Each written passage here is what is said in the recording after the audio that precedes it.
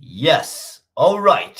So now, for real, here I am with my good friend Raphael Saini. Here we go. We're gonna talk about the drummers of Sepultura, everything there is to talk about them, our personal opinions. I'm pretty sure we share a lot in common, but we have some, of course, uh, some different point of views about some other stuff. So, Raphael, welcome, my brother. It's a pleasure talking to you. It's a super pleasure to be here. As I said previously, Mauricio, I really like your playing. I like what you do on Instagram, and we share a lot of common ideas about drumming. And we share the common love for Igor Cavalera, probably one of the greatest metal drummers. I'm really happy to have this talk with you because, as you said, we agree 95% of the things, but this 5% we have completely different opinions. And I always like to talk, people with different opinions, but who has the knowledge. So before we get started, I want to say something important. All we are gonna say is like nothing personal against no one. That's No, important. nothing. That's super important because in order to play with Sepultura, you have to be good. So of course. So we're going to discuss about personal preferences, choices that we think we are good with, that I think are better, that fit worse. No, we're going to talk about all of them. Also, I want to talk about, we didn't mention before, but the Roy Mayorga, who also played for Sepultura in a bit, he did a tour, and he did also the Altas Horas live show. That I'm sure you checked it out already. Yeah, He yeah. plays fucking great. So let's get started because there are many things to be said. That's right. Yeah, so that's very important that you mentioned that because I'm pretty sure that we're gonna be like destroyed by some people here, but I don't care. I don't Me, care. me neither. I rather be hated for my opinions than be loved for somebody I am not. So Yeah, but let's do it. it's never enough to to stress that this everything we're gonna say like about like if we're gonna talk something about this is not my favorite. I don't like that. It's not a personal, it's not a personal matter. Like so people please have that in mind. This is not hating. It's not because No, this is far from hate. This is a personal opinion. When we speak our minds, it's not hate. It's just opinion as a fan. as a fan, sometimes we can make jokes, but it's jokes like if you about soccer. So it's not something personal, as we said. And yeah, I think it's important to be able to share your opinion and explain. It's just a matter of personal taste because That's that's what music is about.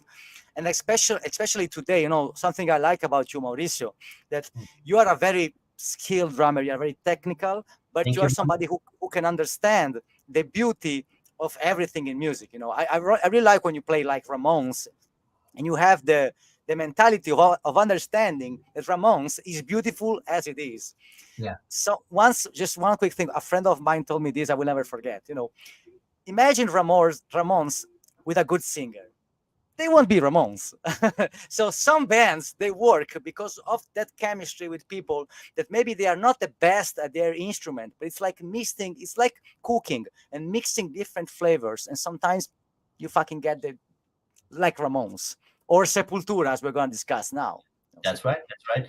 Like a perfection is never, it's never been like a super important thing, especially in heavy metal. Like you need the organic, element. And for me, Rafael, for me, music is all about live. It's all about concerts. Like the magic about music, it happens in live concerts. That's for me what is really real. Like if you want to know a band, like the essence of a band, you should go to a concert because so for me a recording is just an attempt to try like to show people that but it's just a fraction of what the band really is live. So And especially today, recordings means nothing. yeah, Today, recordings means nothing because you quantize, you trigger, so you don't know who if he really play that. that's We right. used to love Sepultura because of the groove, of the small imperfections, as we say, of the taste. So I completely agree with you. So let's just I want to ask you something here because Mm. for me my favorite band, like my my dearest band, is Sepultura. There's no one else. It's like there's not no other band else. Like when it comes down to metal, it's Sepultura. It has always been. What is your favorite? Do you have a favorite? I have like you. I listen to a lot of things, but there are those bands when if you say the name, I said, yeah, Sepultura is one of them, because I was born in Brazil, but I Mm, was raised in Italy. So for me, Sepultura was the proof that my country was kicking ass in the metal scene. yeah, So for me, Sepultura is the band that I always loved, especially the Cavalera period. And yeah. not gonna lie, because it was the reference for me to feel like a connection with my country. I was in Italy when I bought Chaos A.D. I was like 14 years old, and the guy from the shop said, "Hey, this is a Brazilian band like you. Check this out." I was like, All right. "Oh my god!" Yeah, So yeah, I would say they had Igor had an enormous influence, yeah. not only directly with me, but also with the drum teachers I had in Brazil, like Fernando Schaeffer. He was a roadie of Igor. So, I mean, Igor influenced everybody. Even if Everybody. you didn't get the direct influence, you get it from Yeah. other parts. But then there's another factor here. I'm sorry, the question. How old are you, Rafael? 41. What about you? Look at that. I'm 44. Just turned 44 in April. Because that like it might sound silly, but it has a lot to do like because when you grow up with such a kind of music, or depending on like how old were you, and what were the circumstances and all the environment you grew up, it makes a lot of difference when you connect to bands and artists, right? So like Absolutely. my experience with Sepultura is totally different from a kid that is 20 years today. Like they didn't see Sepultura in the Cavalera time. They didn't know what was, they didn't feel it like the way we did back in the day, right?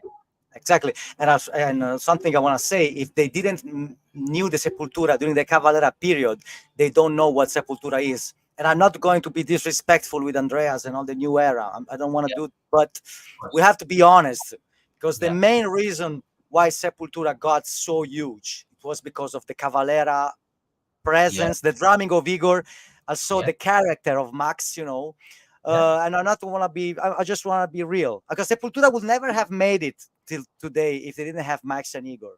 Let's be completely honest. yeah, So something I want to tell you before connecting to this is like when Sepultura announced at Grayson, a friend of mine who's like 26, he's a YouTuber, Italian, Dario. He has a yeah, cool channel. He wrote me, "Yeah, Raphael, this guy is a great drummer. Are you happy?" I said, "Dude," and he told me, "I never knew nothing about Sepultura except for Eloy."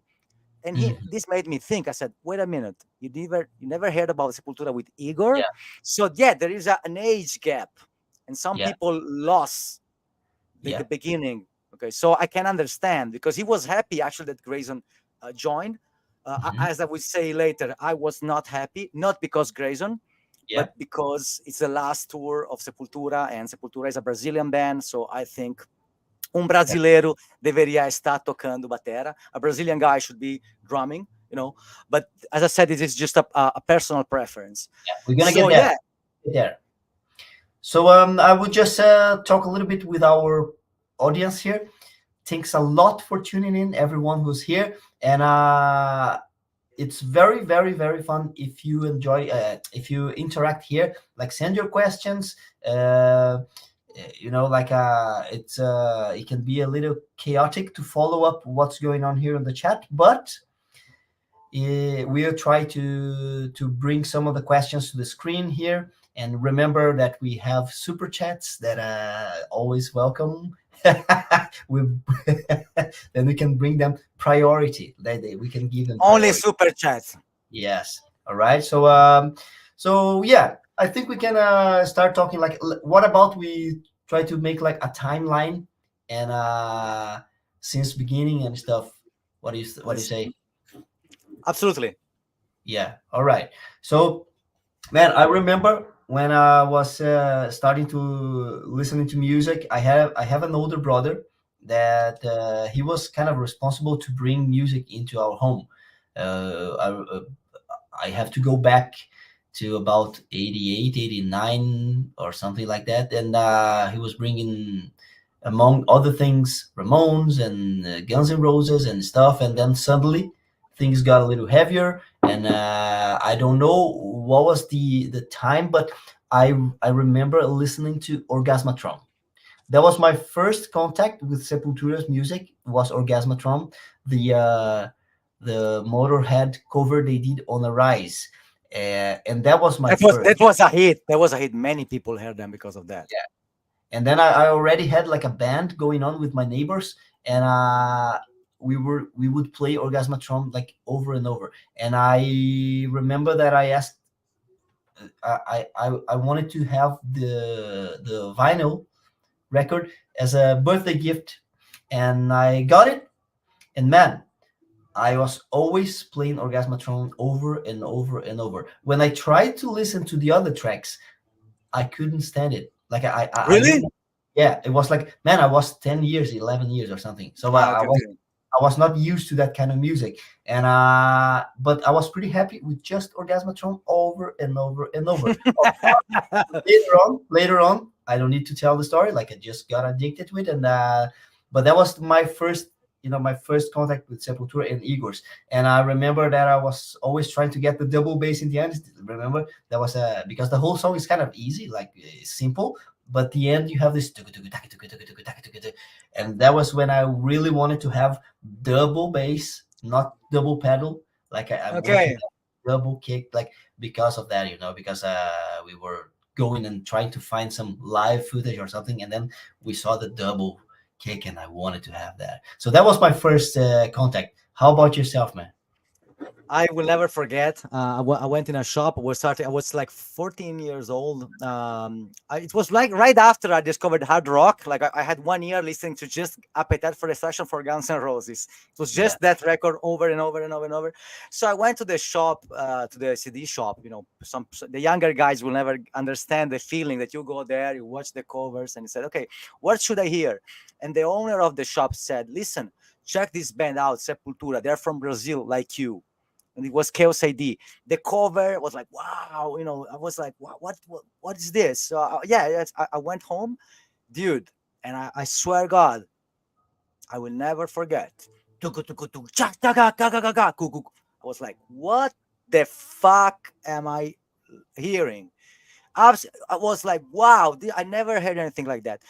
The yeah, sound of the drums, that are huge, like, and the drumming was so beautiful.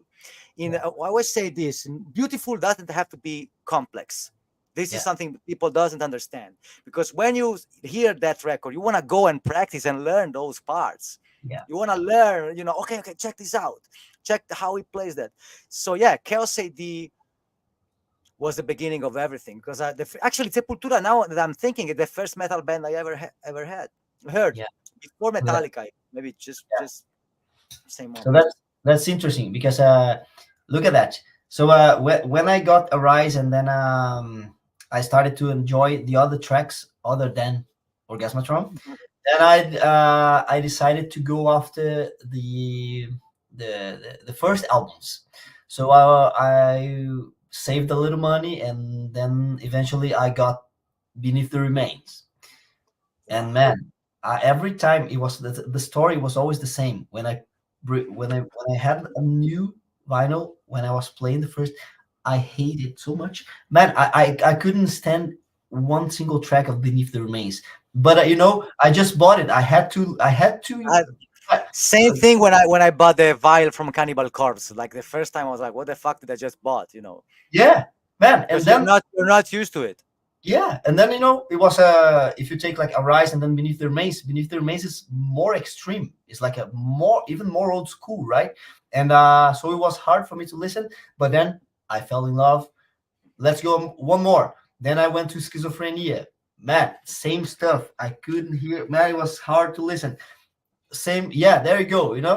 And then I remember that I bought the Bestial Devastation and Morbid Visions in one go, brought both home. I felt it was so exciting because it was so different.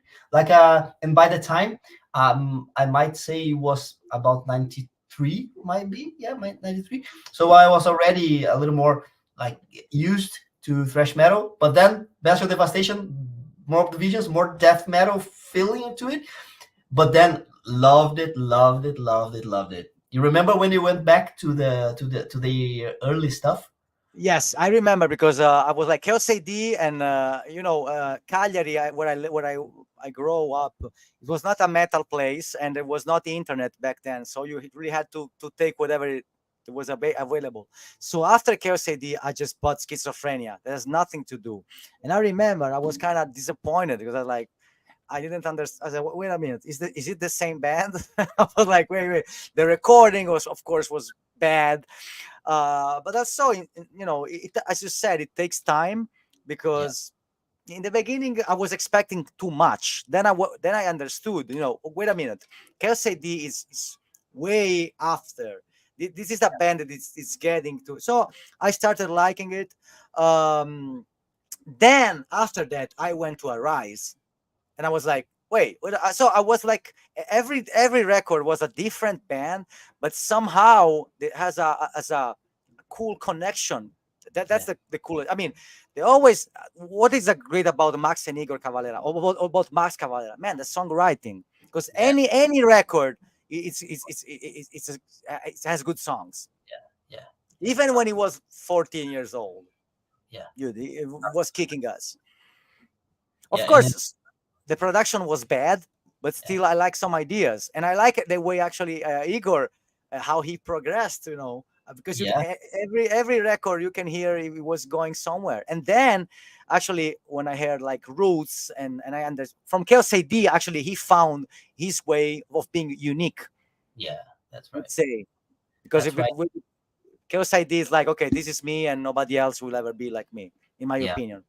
But then look at this, and then we're gonna catch up in the KOZD roots right now. When Sepultura, but okay, 92, 93, and then Sepultura was about to release a new record in 94, right? And man, by then, me and my people, we were totally addicted to Sepultura. It was the band. I was like a Igor for Yeah. me was my hero. Like totally hero. I had like a Igor on the highest pedestal that you can imagine. Like yeah, I was everything I was doing on drums was because of Igor. He was like a Mhm. he was the one, and not because of what he was doing on drums, but because he was Brazilian and the Sepultura was reaching like international No waters. less. Exactly. Uh, Everybody was proud of them. We yeah, were proud. We're like, we have our people are going to kick ass worldwide. that's right. So they are, in a way, like it was almost like you were there with them because you felt like part of what they were doing, and you would see on MTV they play in these big festivals and giving interviews and speaking English, what was something that I could never imagine by that time, and I They was a had third. the Brazilian T-shirts and everything. So we were like, fuck yeah. There was nothing like it. There was nothing like it. And then look at this. This is very interesting. Sepultura is going to release a new album. Blah, blah, blah, blah, blah, blah. We didn't have a lot of information back then. We need to wait for the day that the record was going to be released. So we would have to go to a store and buy the record and listen at home. So man, first day is going to be tomorrow. The record is going to be available on the stores. My brother took a bus and in the morning, early in the morning, to get one of the copies and bring it back so we could listen to it. So my brother come home with Chaos AD. We sit down. Man, I remember. I sat down with him by the record player. We put, the needle there.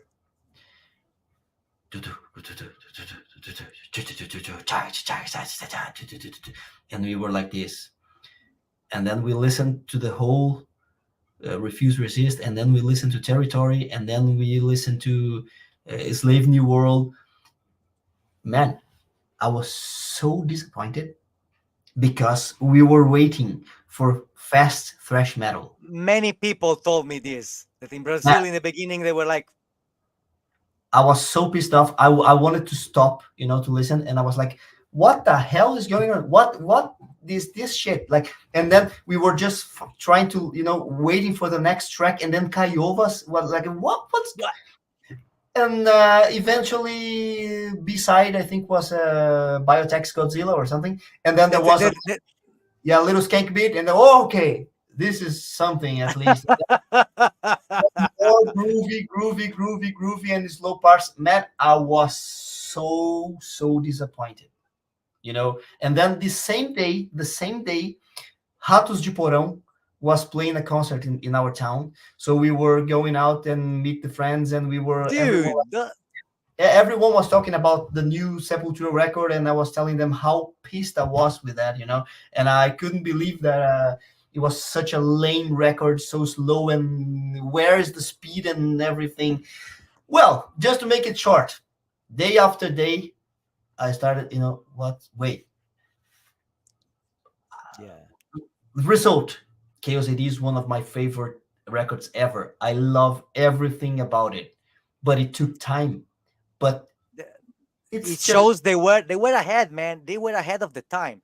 If you yeah, think that what they did intentionally releasing an album like that, because I know a friend of mine, Fabricio from Cuiabá, Fabricio Roder, he's a big Sepultura fan. I mean, he said the same thing, that when Chaos A.D came out, they with their friends, they went to buy it, and then they listened to it, and they were disappointed in the beginning, yeah, because as we said, let's be honest, Chaos A.D is is Sepultura. You cannot. It's not like Arise. It's a thrash album. What is Chaos A.D? Except Chaos A.D is, you cannot really say what genre is it. Is it a yeah, mixture of many things? But it's super Sepultura. yeah, So I completely understand. And we were expecting Igor to play fast. I mean, yeah, you were, because as I said, I bought that record. yeah. So for me was like, okay. Our Actually, experience, yeah, our first experience with Sepultura was very different. And people that watching this live now, we never talked about, me and Raphael. We never talked about these things before, and so I hope you are enjoying this. But the reason we are doing this live is because we really enjoy each other, and we want to know each other a to little bit share, more. yeah, to Yep. share this love we Yeah, have in common. so that's pretty nice. But then again, man, I became so much in love with KOZD, and I was trying to play every single song. And man, Igor became even bigger for me. Like it Yeah. became like, and then I remember, man, watching MTV and whatever. They were looking different. Remember, they were like they have like darker hairs and stuff, and they were looking like more like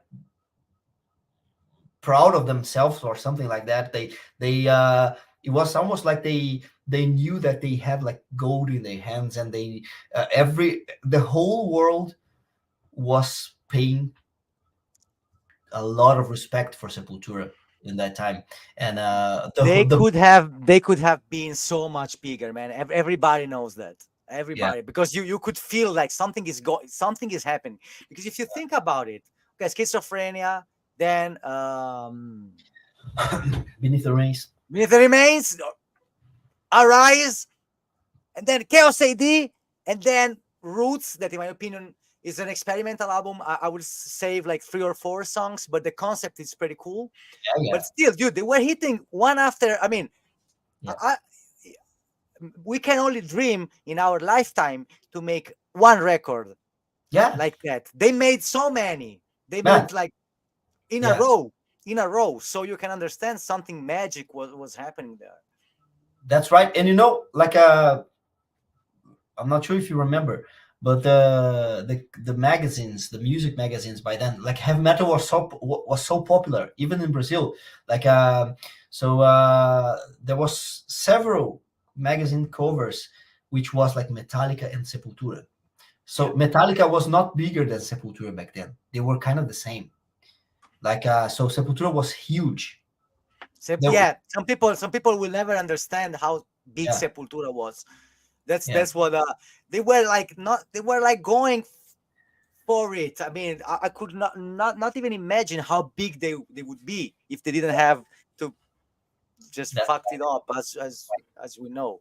And this illustrates our our connection with Sepultura and more with Igor because we are drummers. And I mean, man, the influence Igor had and has on my drumming is beyond words. It's Same, beyond words. same here, same here. Yeah, so it's like a A- And you know, sorry, Mauricio, you know how big the influence was for every Brazilian metal drummer. yes. No kidding. Oh, like No, a yeah, even if you didn't want, even if you don't like Sepultura, you don't like Igor, you heard somebody who got influenced by that. That's how huge it was. So that's why I got really mad when Ramiro made the interview with Eloy, and they spoke about roots, and they spoke about Igor for like 5 seconds. I got so fucking pissed. I sent an email to Sergio, a friend of mine who works for Ramiro. Said, "Dude, this you're not doing." I was pissed off. I said, dude, you're not doing what you're supposed to do. And Sergio, of course, Sergio, so Sergio has nothing to do. But if you're doing education on drums, just make sure somebody's so important. And I would say this: I respect Eloy. Eloy I met Eloy personally. He's a great guy and an absolutely amazing drummer. So, yeah, but I don't know if they cut what he said, but it was too short, man. You cannot say like, yeah, the original Roots song was recorded by Igor Cavalera. No, man, because I will fucking get mad. I will yeah, get fucking mad because he fucking invented every fucking thing. yeah, And you, but I know Eloy has a lot of respect for Igor because of course. I met him personally, but I was like, come on, man, it's Romeo, just make it. But I hope they will make like a video about Igor Yeah, because there's too many things to be said. yeah, I, absolutely, and absolutely. let me just say one quick thing. Then Amilcar Cristoforo from Turtle Squad said something. I told you already before that I've started, but I want to say it again. Yeah, Think if you want to understand how much how great is Igor Cavalera, just remember that the band Sepultura was changing style, and he was always the best drummer for that record. He was always the best thrash drummer for that record. He was the best groovy drummer for Chaos A.D. He was the best Brazilian metal drummer for Roots. It was the best punk death drummer for Bestial Devastations and Morbid Vision. So he was a genius in many things. yeah, in so many levels, so many levels. And when people ask me, man, where can you find like a video of the best Igor Cavalera, like some of where you can really feel the essence? I have two things I always say. Like one, of course, live in Barcelona. That is Of, like a, of course, Tadun, tun, tu, tradun, tun, tu, drago, drago, dragon, con, I was I like, think. oh fuck. So before Chaos AD era, that's the finest you can find about Sepultura is live in Barcelona for me and for many people. Like I'm not sure if you agree with that, but live in Barcelona No, no, is the band was kicking ass, absolutely yeah. amazing. And then after Chaos AD, I always say to people, go and check one performance they did of Territory on MTV Awards or something. I don't remember. You made a video about that. I Yeah, saw it before. I will check. I didn't see that. I will check it. I did. What was it? Grammy or something. I don't know. I don't know. I have to. I will put here on the description afterwards the link. But man, they just released Chaos AD and they went to MTV to perform Territory. My God, like on the first notes of Territory, the China collapses, and man, Wow, I uh, will check it. and Max had the white hair or something, and he was singing with so much brutality, like with the new Max era, the new vocal era, like when he was doing, the signature Max tone. What, man? That's it. That was I will check it. I will check it. I will check yeah. it. So I mean, they were brutal. When we talk about being brutal, that yeah, was brutal. that's right. That's something Yeah. like, wow, it's like a nuclear explosion in your face. And then I have to show people here some stuff here because in '94 they were going in Brazil with a tour with the Ramones. It was called the Acid Chaos tour.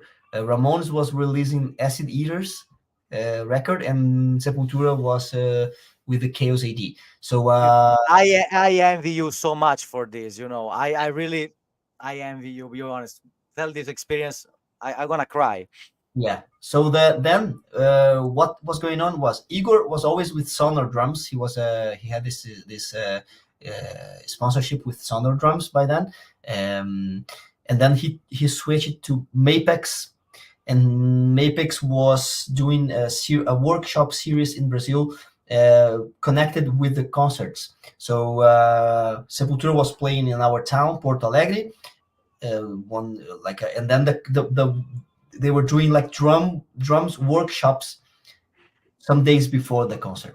So then, man, I'm going to do a special video about that. But long story short, um, I went to his workshop when I was 14 years old, and this is I bring with me wherever I go. Like I got this in Brazil. I moved to Iceland and then Brazil again, and now I'm in Norway since 2015. And this thing is always with me. Like man, I sold so much precious stuff to move, like countries and stuff. But this here, my man, this is this is sacred. This is always with me. That's why I like you. I like you. You're a pure heart when it comes to this. I can feel your passion, man. I know what it means for you. I yeah. completely understand what it means to you. And I have to show this because when I'm gonna talk about the other drummers, people have to understand why I say things I say. So Yeah, uh, everybody has to understand this. As one important thing, uh, I bought this when I was 15 years old. I still this is the original one, and I had Igor signing it for me like okay, 20 years and more late. So, and this is always in my desktop here. I can see this every day. yeah, So I right, can understand what it yeah, means for you. Man, that some stuff will change your life forever. yeah, Some moments will change forever your life. right. So I remember me and my friend, a friend of mine, we were waiting for Igor on the hotel, and when he came up, like outside the car, I was like, I couldn't believe my eyes, there's the guy, and then he came to us, and then we had like some papers for him to autograph, and I couldn't find the words even though we were speaking Portuguese.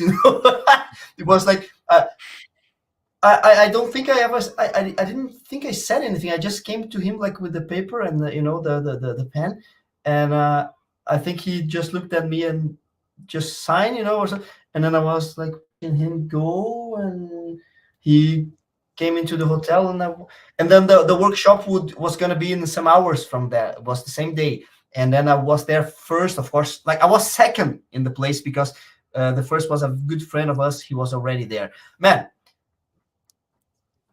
Life Tell changing. me, tell me, tell me about that workshop, please. Tell me.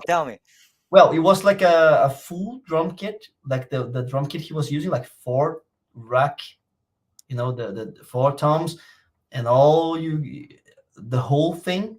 Uh, and he was coming in and playing parts of the songs.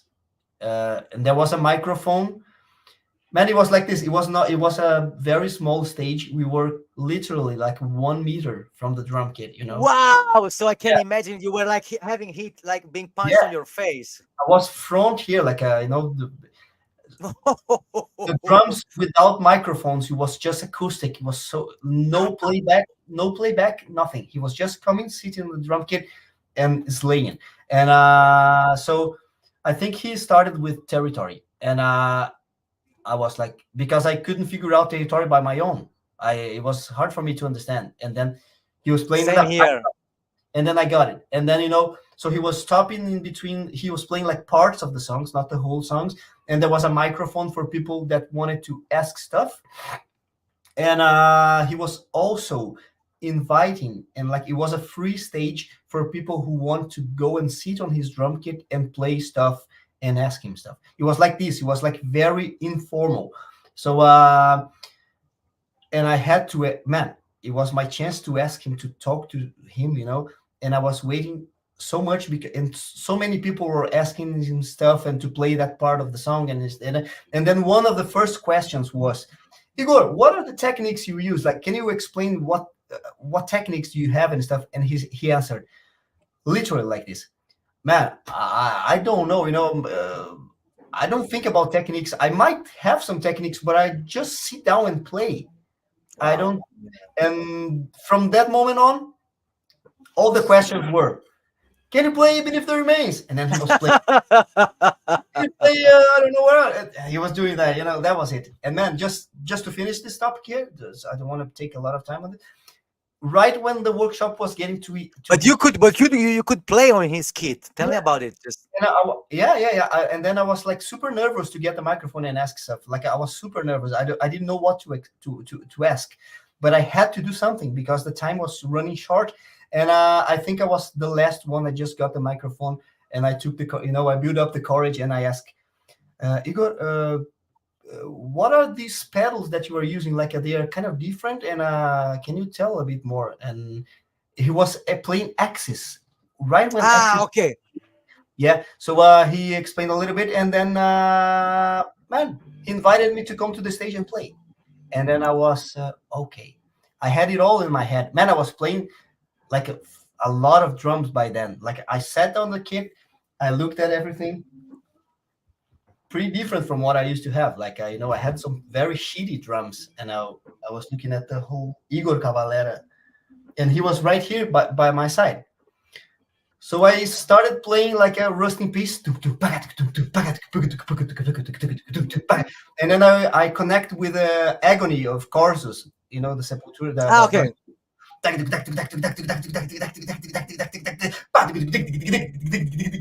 Man, I couldn't hear like the people, "Wah!" And I was just going for it, having the time of my life. And when I stop it, I look at the side, and Igor is like here with a soda cup, and like he was like, and he came to me like, man, cool. And then he talked to me like, man, you were already a drummer. You ready? He said, and Wow. then he just got one of the drum heads and signed to me, and You. and then man, I couldn't sleep for a whole week, and I'm not kidding. I Wow. That was story is so fucking cool, man. I will tell you something. I had an experience like this years later. I organize the drum workshops in Italy, and I organized Igor Cavalera many times. hmm, But okay, the f- I will give you one of the best moments that happened. It was like I played a tribute to him, playing when I had to play before him. I cannot even now. I'm so getting so excited. I cannot remember what I played. Dusted. I mhm. played Dusted in front of him, and I said, dude, I want to play this song as an homage to as like my way of saying thank you for everything. And he was so cool, man, because he came to watch me from the side, and he was like, man, you did a great job. And to me, those words means everything, because I remember when I was playing in my basement, as you sir, watching, like I had the poster of Sepultura on my wall. So we had those inspirations, and one day I will meet this guy. And like 20 years later, that guy was shaking my hand in front of everybody, embracing me. Thank you, dude. So this is what Igor Cavalera means to us. Yes, I think we pretty much explained where we yeah, come from. So everybody who came after him had a very difficult job. yeah. That's right. And then yeah, of course, and then we moved on to Roots, and for me, What's your opinion about Roots? yeah, for me, Roots was not my favorite. Like still today, it's not, it's not really what I wanted like to hear about Sepultura. I love some songs. I remember when Roots, the video clip came out on MTV. We were in love with it. We loved everything about it. It was so strong, so much like a Roots, really. And yes, man, I love Roots. I love the video clip more than the song actually, and I love Okay. Attitude and Dictatorship. All of this. I Yeah. love, Okay. Okay. yeah, but I don't like, for example, things like Hata Mahata. I don't like that. I don't like I like the idea of it, but somehow it's yeah, boring. I think the intro of Breathe Apart. It's one of the yeah, coolest. Yeah, yeah, yeah, Those yeah, kind of stuff. I think that, yeah. as I said, I think it was more an experimental, That's right. crazy That's thing right. with some good songs.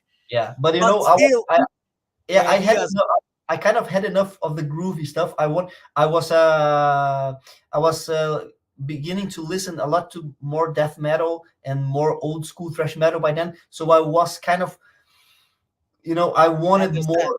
Yeah, I wanted more Actually, stuff. they made a smart move with Roots because they took all the new metal crowd.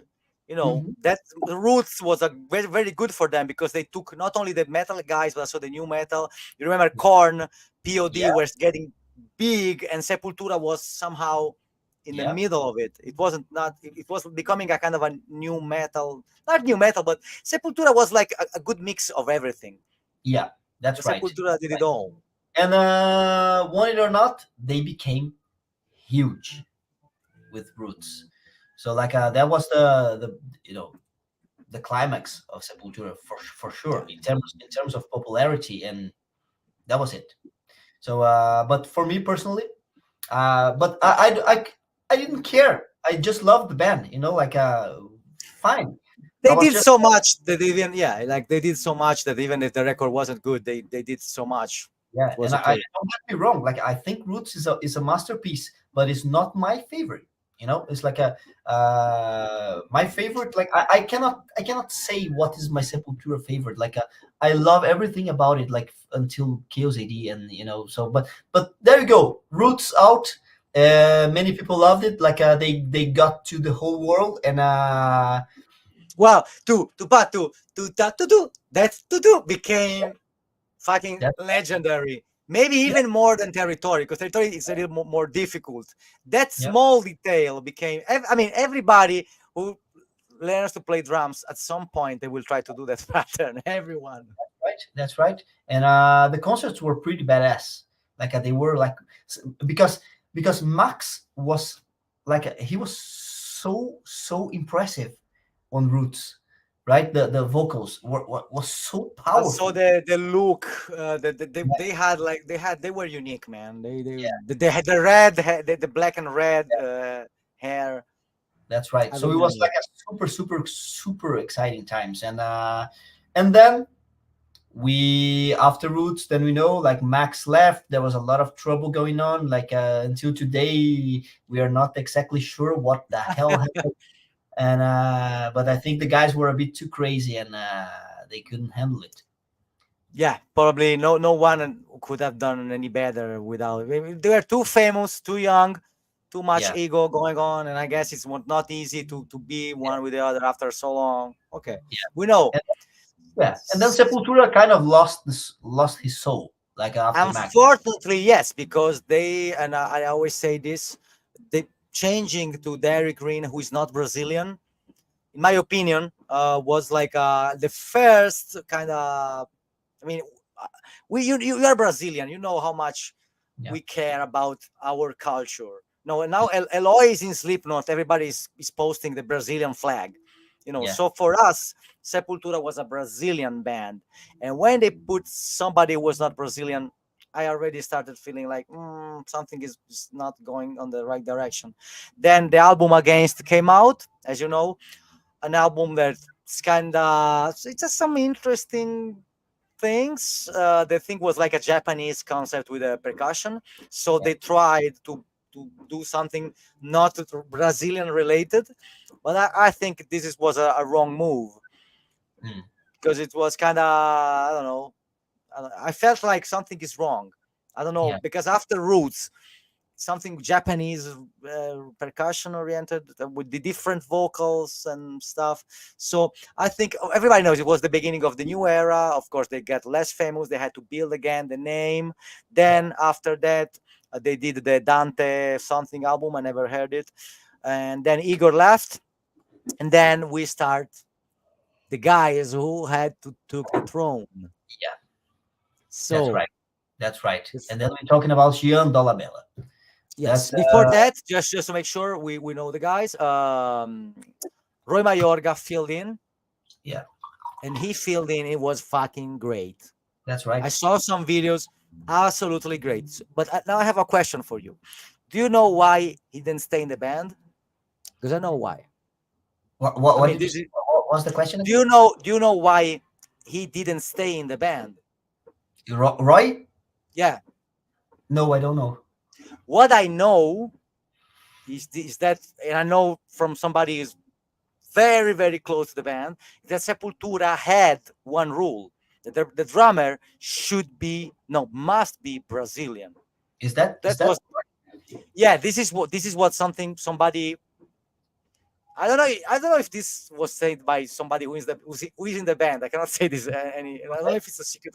Anyway, I knew they had this rule, so that's why when Grayson joined, I was like, wait a minute. Okay. And actually, it makes sense if you think about it. The Brazilian rhythm, a Brazilian band should have somebody who is from Brazil. But Yeah. Roy did.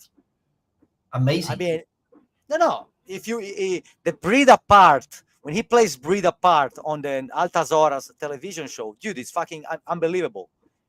That's right, It's man. fucking the I'm groove, a, the groove, the yeah, fucking. yeah. I'm a huge fan of Roy Mayorga. I think he's one of the Me too. best guys. And he did a great job, but he didn't stay. He did the tour, he did that, and then he left. Okay, so then we have Jean Dolabella. Jean Yeah, Dolabella, man, what a fucking amazing drummer, that's right. probably in the wrong moment. Yeah, yeah, Because unfortunately, what I always say, I know Jean personally. I had lessons with him. Now he's playing with Pity, a super yeah, uh, famous Brazilian artist. Dude, he's a machine. yeah. If you That's see right. the guy recording, he has a great understanding of rhythms, of groove. He did a very he did a very good job with Sepultura. Let's be honest. I'm sure you know he was Yeah, playing the songs note by note. He yeah, was he did something, because I know, because I spoke with him personally. He was holding the tempos live as in the record. He was trying to have the same kind of tempos, because as we all know, and we all love Igor, but Igor rushed on live a lot. So, and it's cool sometimes, but sometimes it was a little bit too much. I mean, too much. If you are live, that's okay, but if you are listening to the performance, it sounds like another song. But still, Igor can do everything. So let's. So hmm, Jean did a great job. The problem is, like, he was coming after an icon, an idol. So same I think. thing with Jay, and after Joy Jordan, man. I think. Everybody's like, Yeah, for me, like my feelings with Jean was like this. To be honest, after Against, which Against, I tried to love Against, and I really like some of the songs, but it's not the same. And then Dante, as you say, Dante, man, I just stopped to listen to Sepultura for a lot. Like I just forgot about Sepultura. I was too busy with my bands and stuff, and then I forgot about them. I didn't know what they were releasing. I didn't listen to the uh, songs. everybody forgot about them, of course, even because Soulfly started, and kind of Soulfly took the Brazilian vibe. Yeah, I mean, Soulfly basically continued what Sepultura was doing.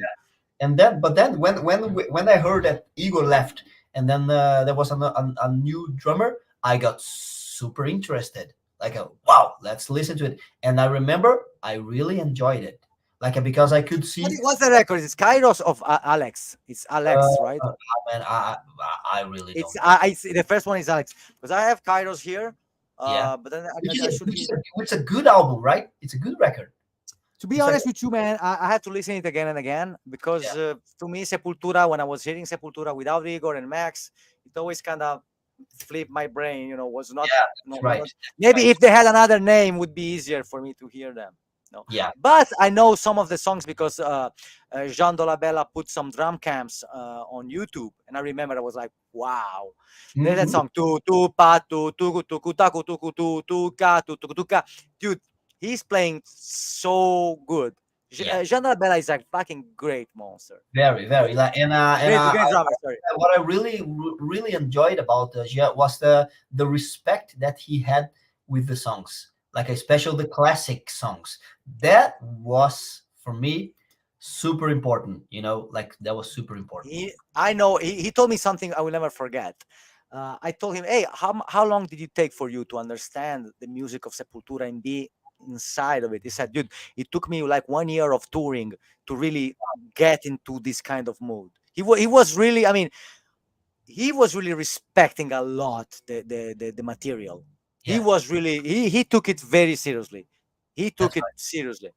Uh, Absolutely. s- so as we said, something that after when Eloy came, Eloy started changing everything, and so for people like me and like you, it was kind of a bit of too much. Yeah, But if you think on a career perspective, maybe it was a good thing for him, yeah, because he even if he was sometimes killing the songs, and he'll go off to Eloy. I met Eloy personally, so I yeah, completely respect him. He was very young also, and I think he got into the. I was like 20. He was 20. yeah.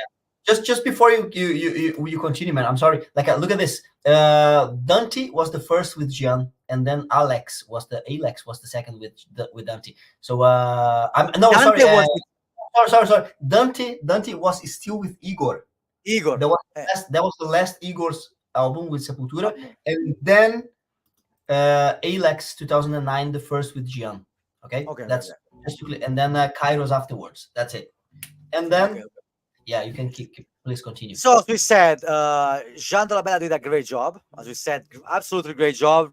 He paid a lot of respect to the songs. When he was playing the songs, even the new one, he kept the vibe of the tribal metal groovy stuff. If you hear the songs, and then as we said, when Eloy came, Eloy did a smart move when it comes to career, because he Mhm. started basically playing. I mean, I don't know how many bands in the world would let you do that.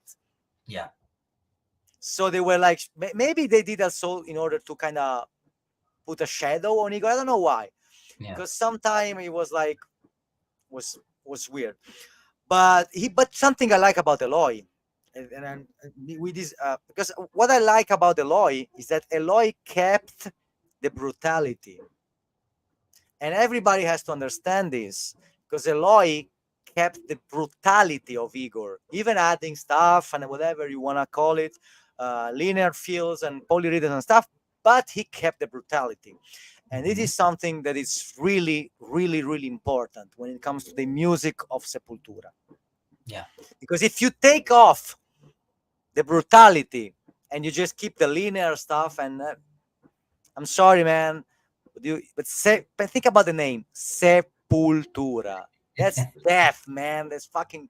You cannot play this as a smile. Okay. Something you will like to hear. Once I had a discussion with Jean Dalabella about the Sepultura material, and he told me something I will never forget. I would say Mhm. before in Portuguese and then in English so people can understand. Because we're discussing about how to play the songs, and he told me this in Portuguese first. Você não pode tocar bonito o que nasceu para ser feio. It's like you cannot play beautiful what was born to be ugly. So yeah, this shows a lot of dude, and yeah, he's like a that's drummer who can breathe. He's a great drummer, but it was like yeah, you cannot play beautiful what was born to be ugly and brutal. yeah. That's right. That's right. Yeah, that's right. That's pretty cool. Like I can about Eloy. Well, when I heard that Sepultura was changing again, new drummer, man, I couldn't care less, to be honest. Like, because as I said, I didn't listen to Sepultura for a long time, so I couldn't care less. But again, we all knew about Eloy, this young killer drummer. Like, I was on a workshop with Eloy when he was, I think, 16 years old or something like that. He was very young and he was killing it. So everyone knew that You Eloy. about I did a festival. I watched a festival. Virgil Donati, Fernando Scheffer, and Eloy when Eloy was 14. Yeah, I It was mean, like the Batuca Festival in São Paulo. yeah, They man, were like fucking. that's needless to say. We all knew that the guy was a prodigy who was like absolutely like killer, right? So we knew that. So I was very curious about that, and what I saw made me very disappointed. And I have to explain this because there's already a guy calling me like a like a spoil or something because I have this opinion. And And so the first years with Eloy, he was like he had to prove himself a lot, and I'm pretty sure that this was like a totally and it was agreed with the band. They just left Eloy go crazy on the songs. Like and you can find it very easily on internet. Just put like Eloy 2013 or 2014 and whatever something, and there is one very very very emblematic video where he was playing a drum can of Desperate Cry, and Desperate Cry is one of the biggest classics. Classics. Uh, and and on this song, man, Eloy cannot keep 4 bars without a virtuosity feel or Oh, whatever. I didn't see that. I didn't see that. Yeah, and he was doing that with pretty much every single song. Like he was putting so much, he was so busy that for me it was like, what the hell is going on here? Like Sepultura is not meant to be beautiful, as you say. Like it's supposed to be what it is. Yeah. No fucking golf notes. Yeah, and then by that time he was not playing Ghost Notes, but he was just Ah, going. okay. But he was just, man, he was overplaying. I will see that. I will check that. Yeah, and that was what Eloy was doing in the first years. And for me, it was like, this is a pure showing off. Like he's showing off the guy. But I know, like, the guy was young. He had to prove himself. And but for me, as an old school fan, it just made me like a The problem was like he was proving himself to songs that are for us like yeah, anthems. That was yeah. the problem. So I am expecting that feel. I'm expecting this crash here, and as you said, those songs are written in a special way, especially if you know Sepultura, as I'm sure you know, and the drum parts are built in a very special way because Max and Igor, they were working together for drum parts, so the vocals and the kicks and everything, they are combined, so there Right? is a reason for that. Yeah, but then if you analyze it, there was no Max anymore. Like I mean, it Yeah, was. it was a I can't even, it was like, you just do whatever the fuck you want, and then people And I, will, yeah. and I think they wanted to just, like, in a way, kind of erase the Cavalera era, Bravo, because exactly. I think, yes, and I think it was a good move. If you think not as a fan, but as a new fan, those people, they were kind of able to do that because some guys doesn't know the and Cavalera era. and they had to do something new. Like so they have to kind of cut with that era and then go for something new. But for me, I don't think it was a smart move, because I think they could do like a little more, like, let's say, too not too busy, and I would be very happy. But when I say Yeah, when I say I don't speak only for myself. I speak for a lot of people that no, no, and we know that they stopped doing songs. The problem is with virtuosity. Okay, there's a cool Michael Jackson line. yeah. You know what kills a great song? Mm, A great player. Michael Jackson quote. that's interesting. That's very interesting. Interesting, That, right? yeah, yeah, that's very interesting, because yeah, it says it all. And but then again, time passes, and they just came up with a totally new band. Like a Sepultura became a totally new stuff, like especially with Quadra, and of course Yeah. machine Messiah. They just got, because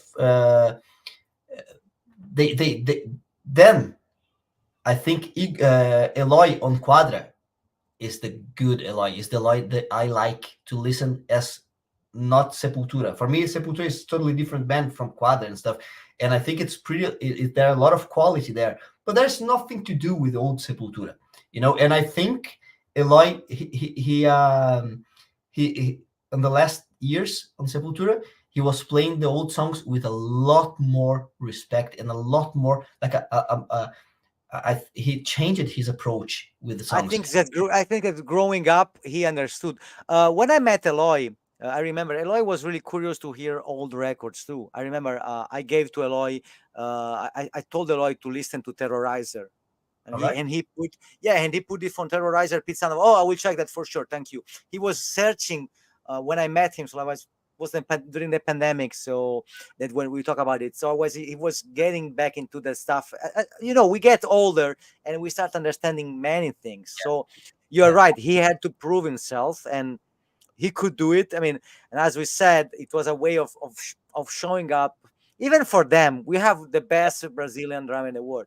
And let me tell you something really quick.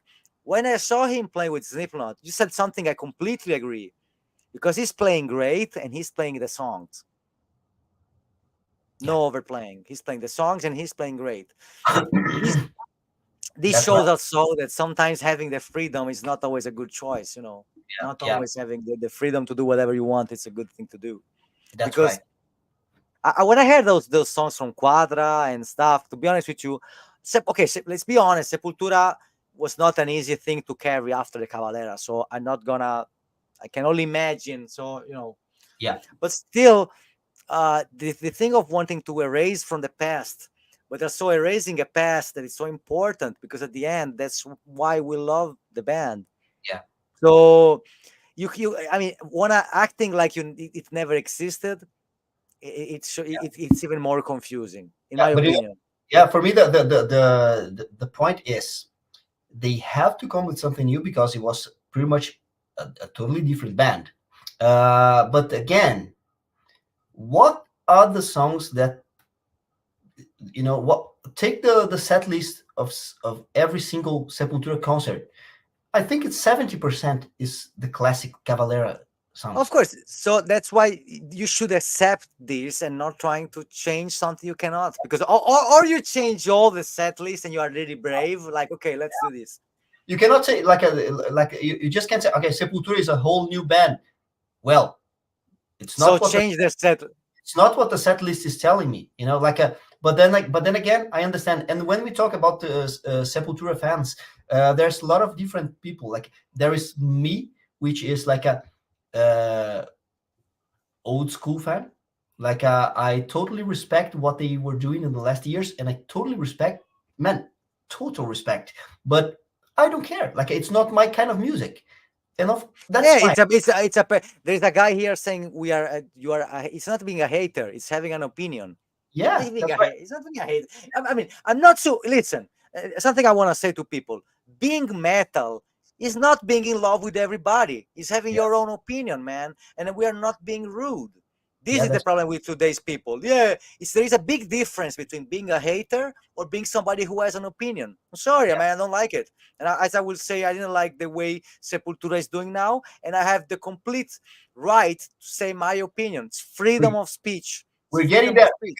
We're gonna get there. We're gonna get there. But then, Because it's gonna be funny. Because but then and then so there's my kind of I am fan number one, the old school one, and then you have those people that simply don't know Sepultura from the Cavalera era. They are too young, and they know Sepultura from Eloy's era. So for them, Sepultura is this new Sepultura, and that's fine. So that's fan number two. okay, but still, those fans. I'm sorry, but they are not real fans, because they are never met a new era Sepultura fan who is such a Yeah, fan of the old ones. yeah. I'm not sure if I agree with you, like real fans, because you mean they have No, the right. sorry, real. I mean, the religion. So who Yeah, like Sepultura is a religion? Those are I the old get, school fans. I get what you say. I get what you say. It's just like a otherwise, how it is.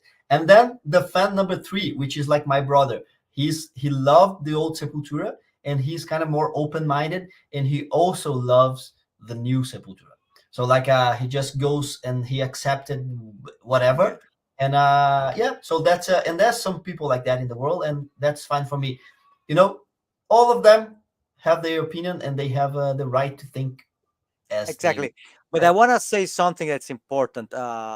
When it comes to Sepultura, Sepultura has a strong meaning. The lyrics has a strong meaning, Yeah. and the Chaos A.D, all the when Sepultura stood for a band who has an opinion back then. And something I saw, I had a discussion with Igor. Igor told me Sepultura was always a band, always a band that had like a strong opinion. They wanted to make people like think. Even it told me, imagine we are called Sepultura and we are from Belo Horizonte in 1984 or something. Yeah, So for people like me or maybe like you, those lyrics mean something. So absolutely. when you change, because Max Cavalera, know what they if you, I'm sure you watched the videos of Igor explaining the meaning of the lyrics. It's not only the music, and something I don't understand today is like today they talk about technique, nobody Mhm. about the lyrics or about the meaning of the lyrics. Yeah, So that's when right. they change all these and they become kind of I don't know, and also the main difference between Derek and Max Cavalera, you see Max still playing guitar and writing songs on his couch, and Derek is doing it's very different people. Yeah, absolutely, absolutely. Yeah, and then and that's it about Eloy. Like for me, like when he joined the Slipknot now, I was so happy. Like I was so happy because I saw that he was playing something that he really was enjoying from day one. Like, and he knew the songs, Yeah, and he was also. playing like he was playing Slipknot songs, like not 100% note for note because that's impossible. That's not what I Yeah, want, but the songs were spot on. The speed was there, so I really what I I have to say that I really wished that Eloy was playing the first days of Sepultura like the first days he was playing with Slipknot. He would be the perfect drummer for Sepultura I back then, understand. but that was not the case, and that's what I want people to understand. That's my only thing, but I know Eloy was really young and the band wanted him to go crazy, and that's okay. But don't ask me to like that because I didn't like it, and that's No. it. And so that's what I want to talk about Eloy. I think the guy's a great Yeah, guy. but I mean, but of course, I mean, you can understand. You are talking about respect. That's Yeah, not being a hate. It's being respectful. As we said, he was very young, but as we said, we were expecting those songs to be played in that way. yeah, That's it. I that's mean, I'm so that's right, that's right. And then recently, new drummer. recently, recently my life took finish. Yeah, Okay, so now before we get started into this new chapter, I'm half Italian, half Brazilian, so we have a sense of humor that's very common. So I have yeah, nothing against Grayson, please understand that. But it's funny because when this happened, I was when Sepultura announced, okay, Eloy left. I was like, oh shit, what's happening? And then when Grayson joined, I was like, I'm sorry, man.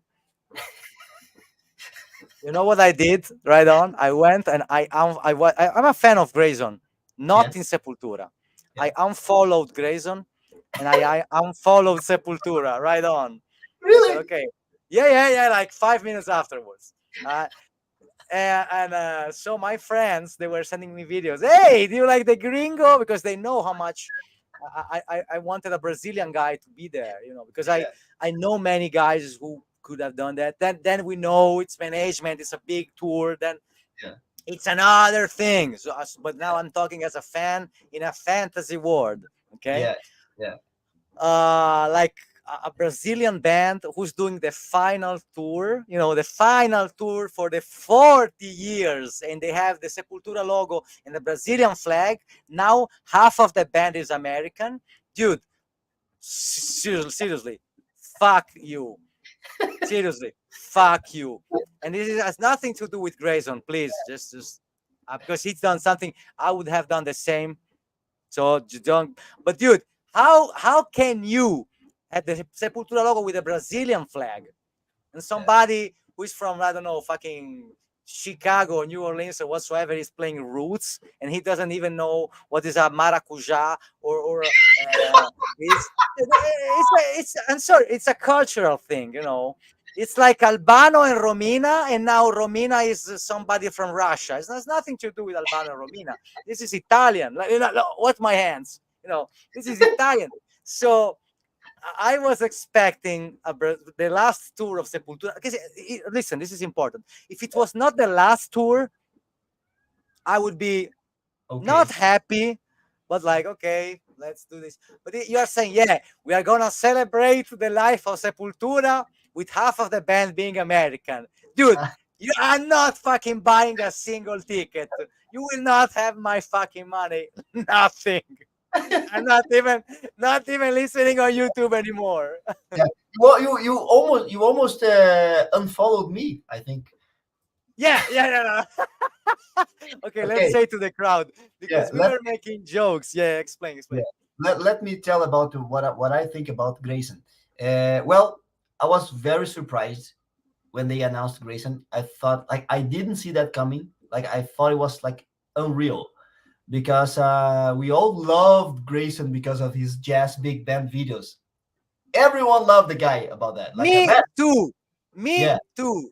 Yeah. And then, but you know what? Then he started to play for Suicidal Tendencies, and I was very surprised. I said, "What the hell?" First, and then Sepultura. Then Jay something wrong happened. Jay Weinberg goes to Suicidal. Grayson leaves Suicidal, goes to Sepultura. Eloy leaves Sepultura, goes to Yeah. Slipknot. Man, it That, was that's so what that was crazy. the funny thing for everybody. Funny except for Jay, because Yeah, from Slipknot to Suicidal. I'm sorry, but it's like if you're playing with flamenco and then you go to play with a high school yeah. soccer team. Yeah. But But the thing, but it shows also the like the importance of Instagram, because Grayson became famous, and this shows also something I want to tell you, that metal is getting a bit fighetto, as I say in Italian. It's like metal is getting fancy. Metal is getting fancy because if you think about the image of Sepultura back in the 90s, they were like, we are fucking beat you up and we fucking kill you. yeah, And actually Sepultura will be beating the actual Sepultura. So it's like Igor will be beating at school Grayson for the look. I'm telling you, look yeah. like they look like strong. If you remember how they look like heavy Absolutely, metal, absolutely. Yeah, and but then now yeah, they look like my cousin from 15 years old who's going to school and he's playing a song like "I Will Kill You," smiling. Dude, I'm sorry, but this is not metal. yeah. I'm sorry. No, no, that's it. I didn't Oh, believe. okay. I couldn't Sorry. believe. Yeah, I go want to ahead. tell you something real quick. Yeah, I'm kidding, but I have some very true thing to say. I remember when I went to São Paulo and I watched the rehearsals of the band called Worst with Fernando Schäfer. yeah. Dude, dude, it was so fucking ugly, like angry, so Aggressive. yeah. And it is, dude. I'm sorry to say that, but if you know the difference, it's not only playing the right notes, playing that music. Yeah, It was way beyond. It's not only the tuning. It's not only about the cymbals. When you see Fernando Schäfer or dude, I saw Crisium live, Max oh, fucking Kolesny.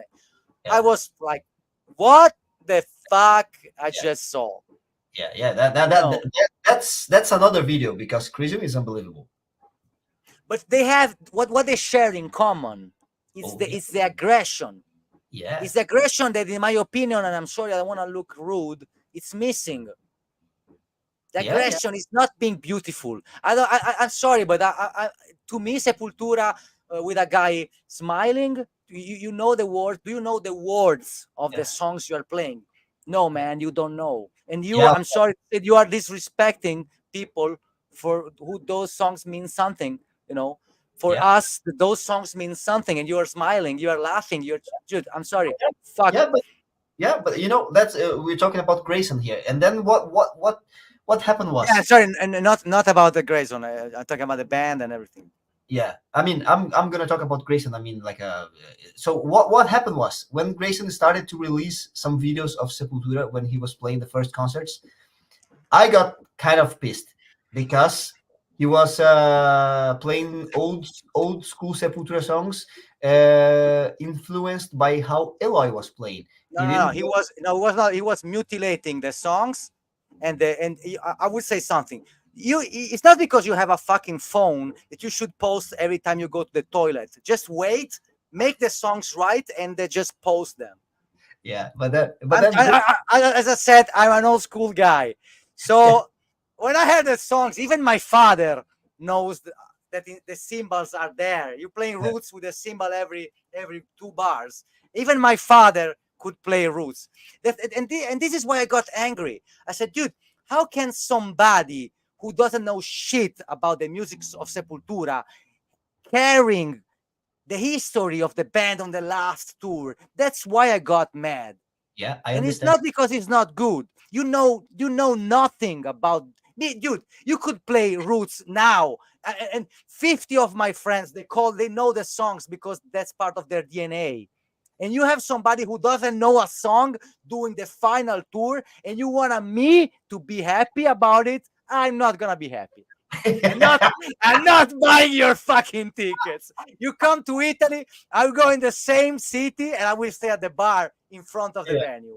yeah, that's right. And then what happened to me was like when he was releasing this Roots, lots of ghost notes and stuff, and I was not happy at all as well. And then I No, just because made the thing is, he doesn't know the songs, and I understand. So I've been called last minute, so I know how it is. I yeah. know how it is. So And then it's not something against him. no, no, no, no, of course. And then you know what I did? I was like, because man, I got so much criticism because I always talking about Eloy, the way he put these ghost notes and he play like more like fine technical, the old school stuff, and I get a lot of criticism because of that. And when Grayson comes in, he was doing the same or even more ghost No, notes and stuff. no, he And was then doing worse yeah, because and he then didn't know the story. You yeah, know and what? then what I He, did, yeah, I then I just made a video like this: how to modernize old school songs. And then I say, first, had add ghosts everywhere. ghost notes, and then put more technical fills where they are not needed, and Yeah, yeah. whatever Like was it. to Then, PP, you just yeah, like maybe like add more difficulty just to show off how badass you are or something like that. So that was the video. And then everyone was writing like oh, someone just noted Grayson Nekrutman playing oh, here comes Eloy again. And then what happened, man? uh Grayson came to me on a message and just sent me a message like this: hey Mauricio, I really appreciate your video, and I'm taking all your points, and yeah, I'll consider them all. Thank you for the heads up or whatever. no. I And know then he's a gentleman. yeah, and I was surprised because I wasn't expecting him, like Grayson, coming to me, and he has like a half a million followers, and I'm pretty sure the guy is busy, and he just came and sent me a message, and I answered and said, man, I didn't do that especially for you. I'm sorry, like that was not personal. It was like it's just that it's like I mean, I can take when I see my old school songs, my favorite songs played in such a way, and but it's not personal. I'm sorry, and man, no worries, man. I don't take it personal. You know what? Yeah, I will, I don't take it personal because I don't give a shit about those songs. That's why. It's like, yeah, sure. I don't take no, it personal. I don't give a shit about Sepultura. They're paying me. I'm learning their songs every day. but look. Then he said, "Man, I would love to talk more about stuff." And then he just added me on WhatsApp, and since then we were exchanging a lot of messages and stuff. And look I will what he, send you an audio. I will send you an audio from me. Like, yeah, learn the fucking songs. Learn the fucking songs. yeah. But look, man, you have to understand one thing. I don't care about Sepultura for a long time. So for me, if it's Eloy, if it's whatever, if No, it's me Grayson, neither. I'm just caring about the final tour, man. I don't. As we say, it's just like somebody who's going is getting worse and worse. Now it's just even worse. That's But my thing. At I least finish. I mean, you have a name, man. You fucking have a name, a legendary name. What the fuck are you doing? Like you're taking your grandson to tour while you have in Brazil the hardest motherfucking hitans who knows those songs. That's the thing. You have a name. It's not my uncle's band going on a wedding, man. You are Sepultura on the final tour. yeah, It's not a party band. Like, yeah, we go on Saturday, have some beers. Yeah, who's gonna play the drums? Yeah, let's call this guy. He's just a cool guy. No, man, it's a name. It's a history. And yeah, I make fun of myself because I like to laugh about it. but there's not much to laugh about it if you think about it. This is Sepultura, like doing a tour with half band is America now. Yeah, but I don't even care about if it's the last tour. For me, it's just the same. But what happened was like, just so people know, he was telling me like, uh, and then I told him like, man, I really expect like a respect for these old songs and the classic songs that made Sepultura what it is, especially for us, the hardcore old school fans. That's what I expect for the new drummer. Yeah. And I was telling him that, and then he told me like, man, I come from a place where like respect and appreciation are the fundamental keys. And he said, you trust me on this. I'm trying to improve, and I'm going to go and he actually said that he was watching a lot of my videos and trying to learn some of the songs, and he was going after the old records, and he was watching old Igor's video, and he told me some stuff I cannot tell here, but it was No. I mean, I know he's a good guy. So yeah, just, and then I hope people will understand. I hope people understand that I have nothing personal against him. yeah. Yeah, of course, I know that. Yeah, that's clear. That's very clear. And then he told me that for the he had like 8. I actually had a live talk with him as well here Yeah, and you know that I didn't watch it. I didn't watch it, and I was going to unfollow you, but I didn't. But then he was telling me like he had like 8 days or something to learn the songs for the first concert, and That's the problem. I mean, that's the thing. That's the thing. and then I So asked many him, guys in Brazil who knows all the fucking songs note by note. They know everything.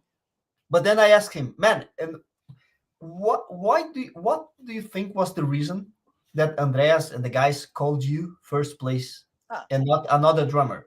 I asked him, and then he said like, man, I would say my reputation, because reputation is everything today. And no, because you don't have a reputation. You are famous on Instagram. That's very different.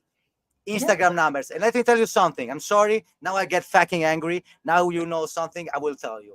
Important story. When Eloy broke a leg, what happened? You know what happened? what happened? Don't you know the story?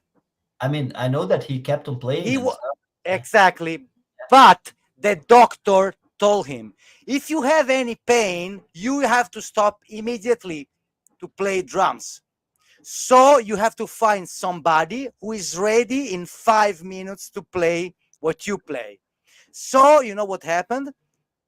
And this is story, man. This is not lie. These are fucking real. This is as real as it gets. They called a guy called Bruno Santin, a great drummer. Bruno Santin was playing with Endra when he was like 19 years old, learning the Fernando Scheffer drum parts note by note. Bruno is a fucking machine gun. Yeah, I So know. you know what happened? Bruno had to learn the whole set note by note in order to be ready if something happened to Eloy. Yeah, I know. So they had somebody ready to play, somebody who knew the songs note by note, somebody that if you watch on Instagram, Grayson posted a video of Learning the songs, Bruno learning the songs Bruno learn from. from Bruno. Yeah, So, dude, fuck them because they had somebody. So fuck them. So it's not about reputation. It's about Instagram numbers. And I know they did something right for the numbers and for the money. So I'm talking about a fan and about somebody who knows Bruno. I know all the guys, and I know this is a Brazilian band. And you basically were selling. You sell out. You sold out. And yeah, I'm sorry to Grayson. It's a great drummer, but he doesn't have a reputation yet. yeah. He's famous But on Instagram. yeah, Reputation, Dave Lombardo, Igor Cavalera, somebody who's being in the real scene for, and you know how many fucking hundreds of gigs does it take to sleep on the fucking floor. If you come to the metal scene, and I'm sorry if somebody doesn't get this, the metal scene, if you the real scene is something that the reputation you build by over and over years and years in the underground by playing in shitty places and understanding where this music comes from. And there are many guys in Brazil who are making great drummers who are struggling to make a living. yeah. And they would have deserved that place, for But you know my what? country. So Yeah. that's why I No, get angry. but look at this. Look at this. Uh, You see how much passion I have, man? It's fucking I Sepultura. It's not a joke. you were reacting exactly the same way I was reacting with Eloy in the first years. But Okay. I get that, man. I really get that. But I tried to think about like why Grayson and not another drummer. Like apparently It's easy to understand. I mean, let's be honest. Let's be no. honest. Mauricio, let me ask you a question. Mauricio, Okay, I my know man. you betrayed me because you are friend with Grayson. Everybody. So you Cheers. betrayed. You cheers. So you betrayed. No, I'm kidding. But the reality is, it's just Instagram. It's just famous on internet. That's all. And I'm not. Please understand that I'm not saying nothing against the guy. No, I'm man. just saying that it was not the best choice for the job. Yeah, but look at That's this.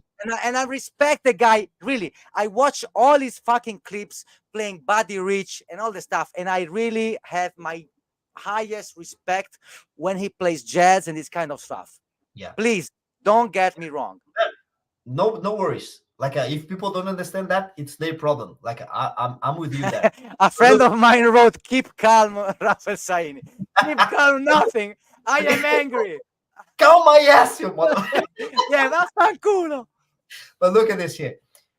I think that Sepultura was in a big trap with Eloy because Eloy, the biggest drummer, like the most skilled guy since many years, and who was going to play Eloy's songs after Eloy, right? So Yes, but the question is, who cares about those songs? man, here I disagree with you. I think Sepultura has a big legion of fans that really go for the concert because of the last albums. I'm Really? not one of Okay, those. I Yeah, like my brother, for example, and many people like they don't even like they love Quadra and the new Sepultura. So what happened is they had to have a guy who could mainly be able to play the last songs, like the modern songs, and that's not everyone. Like to play Eli's line. absolutely. No. I That's wouldn't do that. I would not do that. you Would know what you? Would you? I could certainly do, but I'm not sure about every single part because I don't listen to the songs. I know they're pretty complicated. But here's the thing: like they had to. What was the gamble? Shall we call someone like old school to play like the classic ones, or shall we prioritize a drummer that can actually play Eloy's parts? And what I did, in my opinion, was we had to get a skilled guy that will play Eloy's parts because that's what we are for many years. And what about the old school Igor songs? Fuck it. Yes. Okay, but also something important. The way Eloy plays those songs is not only about the notes. We are talking about two different drummers. Yeah. Because my opinion, Grayson, when he plays jazz, it has a finesse that Yeah. Eloy doesn't have. Like Yeah. Eloy would have trouble playing the songs that Of the course. Grayson plays with that same grace, and vice versa. So let's Mhm. face it, vice versa. Yeah. Yeah. Um, okay, so I don't think to be honest with you, I still think it was because of the Instagram thing. That's Yeah. it. And I, as I said, I can understand from a financial point, from a I don't know. I can understand it. I'm just telling you, when we talk about if I imagine a perfect world where money doesn't exist, we talk about what I would like to see, that my favorite band is quitting, and I would have I don't know, I would have tried something different. But I understand. I mean, we are like the guys on Monday talking about the soccer players on Sunday, and we are Yeah. not in the team. So Yeah. it's a personal thing. For me, Uh, what would be perfect? For me, would be perfect if they could. It's kind of impossible. It's just utopic. But if they could come like with more than one drummer on the my last. this was my thing. Would be like, okay, let's call Yeah. the best ones in Brazil. Let's go, but I can understand it would be impossible to schedule everybody. But it could be like, okay, let's call, I don't know, Max Kolesne, I called Yeah. Boca, Rato Ciparão. these kind of people who has a name, you Yeah, that's know, right. That would be that cool. that would be, I mean, as a fan, this would be a way to say, okay, we are respecting the Yeah, history. Because the yeah, main problem with me and to this, and that Grayson doesn't know the history of Sepultura. yeah. But you know what? And it's not his fault. It's not his fault, as I said. It's not his fault. Okay, You're he's got called to do a job and he's doing it. yeah, yeah, It's yeah. And like, then just for the record, Grayson told me also, and that I thought it was pretty cool, like from him, like a for the next concerts, like especially in USA now, or I don't know when. He told me that he's gonna come with a bigger kit to have like a how Igor used to play or close to what he used to have, and that I thought it was pretty cool. And he's trying to get like more into Igor I know. stuff and not I more am into not into Eloy stuff, but he's trying to get more into Igor stuff. So even though I'm not a fan of his drumming on Sepultura, like I think he was doing like, but I know that he was like on a trap as well. He was on the spot, learned it in 88 days or Of something. course, man. Everybody says he for the time he had, he did a great job. So, We are so from, discussing about other things. yeah, So I'm only saying like a good things about Grayson because he came to me and we kind of I I mean, know dude, you if I know met the guy, I will not punch him in the face. I will be a nice guy because I don't want to look like rude. I would say, Grayson, it's not your fault, but you killed my favorite band. But it's yeah, not you. And I will embrace him. And I will it's say, not okay, let's go together to Sao Paulo. I will take you somewhere. Some people will shoot you in the arm, like Fernando, who has a tattoo with a gun here. You know, but you know who is responsible for this? It's I, Andreas. I will give me Andrea's phone. Okay, Andreas Kisser, I will send you a message. You This are, is this is the guy yeah, I who's know. I know. I know. It's not. Of course, it's not Grayson's fault. I'm just kidding. We're just discussing about Grayson got. Hey, want to do this? It's okay. Let's go. I will be yeah, in a famous band. Alcohol. I hope girls. yeah, I really. I mean, I hope he's doing I hope he's having the time of his life. You know, really, I do. I'm just discussing about what it's weird to me that the band is what that was a brutal band. It's not a yeah. brutal band anymore. And I'm sorry. I'm It's sorry, not. guys. This is not brutal. This is not having a kid. Hey, this is my first tattoo is a butterfly. Hey, check this out. This is not good. Hey, I'm gonna get a butterfly for my first tattoo. No, man, this is not. I remember when I speak with we spoke with Fernando and all the guys from Treta and all the Yeah, bands from the Brazilian underground. Dude, the stories of the metal scene and how brutal it was. That's why when they play and they sing those songs, it's real. Like when yeah, you see Biohazard or one of the bands from Brooklyn playing hardcore. Dude, this is not just the notes. There's a story. And I know you understand because you're a smart person who loves music. It's like when you hear Bob Dylan or Bruce Springsteen. Dude, there is something magic on the way. For example, okay, just a quick thing. You know the song Summer of '69 from Brian Adams, right? yeah. Of course, yeah, Dude, the lyrics. It's the song about the best summer of his life. Imagine somebody who was born in 1987 goes and sings Summer of '69. yeah, Dude, yeah, this is not the same. Even yeah, yeah. that's my opinion. That's Matt, I can totally relate it to what you're talking about. And man, you were exactly looking like myself when Eloy was in the band because you say like he didn't know the story and stuff. And Eloy also, like I remember some interviews where the people were asking Eloy what was his influence in thrash metal, and he said Dave Lombardo. He said I don't remember, but he didn't mention Igor. You I will know, send a message to Eloy. Now you have to apologize. he didn't mention Igor. That means, and that was clear to me, like because Eloy was a guy with like more in the technical area. Yeah. He was not the old school thrash metal. He was like technical forever. He was always been the technical. So when I watched that interview, I got even more like disappointed, because like and then again, who's the responsible? Andreas Kisser, like a Maybe he told him not to say about it. I don't know. yeah. I mean, This is after 10 years. Sepultura convinced everyone with Quadra. But if you go back when Gian was out and they had to hire another drummer, I think that was the time when when they would come with a more old school drummer. That's where it was, but it didn't happen. They got Eloy, and of course, time passed, and Sepultura became a totally new thing with a totally new fan base, and they just made it. And okay, but I have the same experience that you're having with Grayson. I had with Eloy. That's the thing. And But at least Eloy is Brazilian, so it makes sense. Like, okay, we are from Brazil. We will take the best drummer in our country, and we will showcase it to the world. That even I can understand your point, but still, yeah, it's a Brazilian guy, and yeah. I know it sounds racist, and it's No, racist. I It's know the your point. only. I It's like don't. As I said, it's like Italy. Imagine in Italy we have some songs, for example, Toto Cutugno. These are Italian who sings about Italian styles, things. They are Italian. As I said, Albano and Romina, as Italian as it gets. You don't take somebody who's not Romina, somebody from Russia, Yeah, saying yeah, "Siamo la coppia," maybe with a Russian accent, sing Italian. That's the same thing. The accent. That's it. The accent music. You know yeah, that.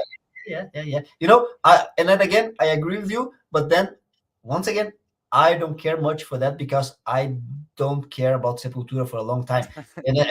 So for me, that's the, I mean, that, I was just hoping for the final tour. Anyway, I will say something because I'm sure they will reunite with the Cavaleras. I'm so sure, man. I wanna bet. You wanna bet? are they gonna reunite with Cavalera? Of course, you I mean, cannot finish. You cannot. I mean, imagine after 40 years finishing like this. they have to be quick. They have to be quick because I'm sure you. Do you really believe? Do I you don't really know, man. believe they will finish like this with the grandson playing the drums, getting the butterfly tattoo on the uh, Paulista Avenue for the first time? No, it's gonna. Yeah, Imagine if they. I mean, so much. They're gonna, and I know this for sure.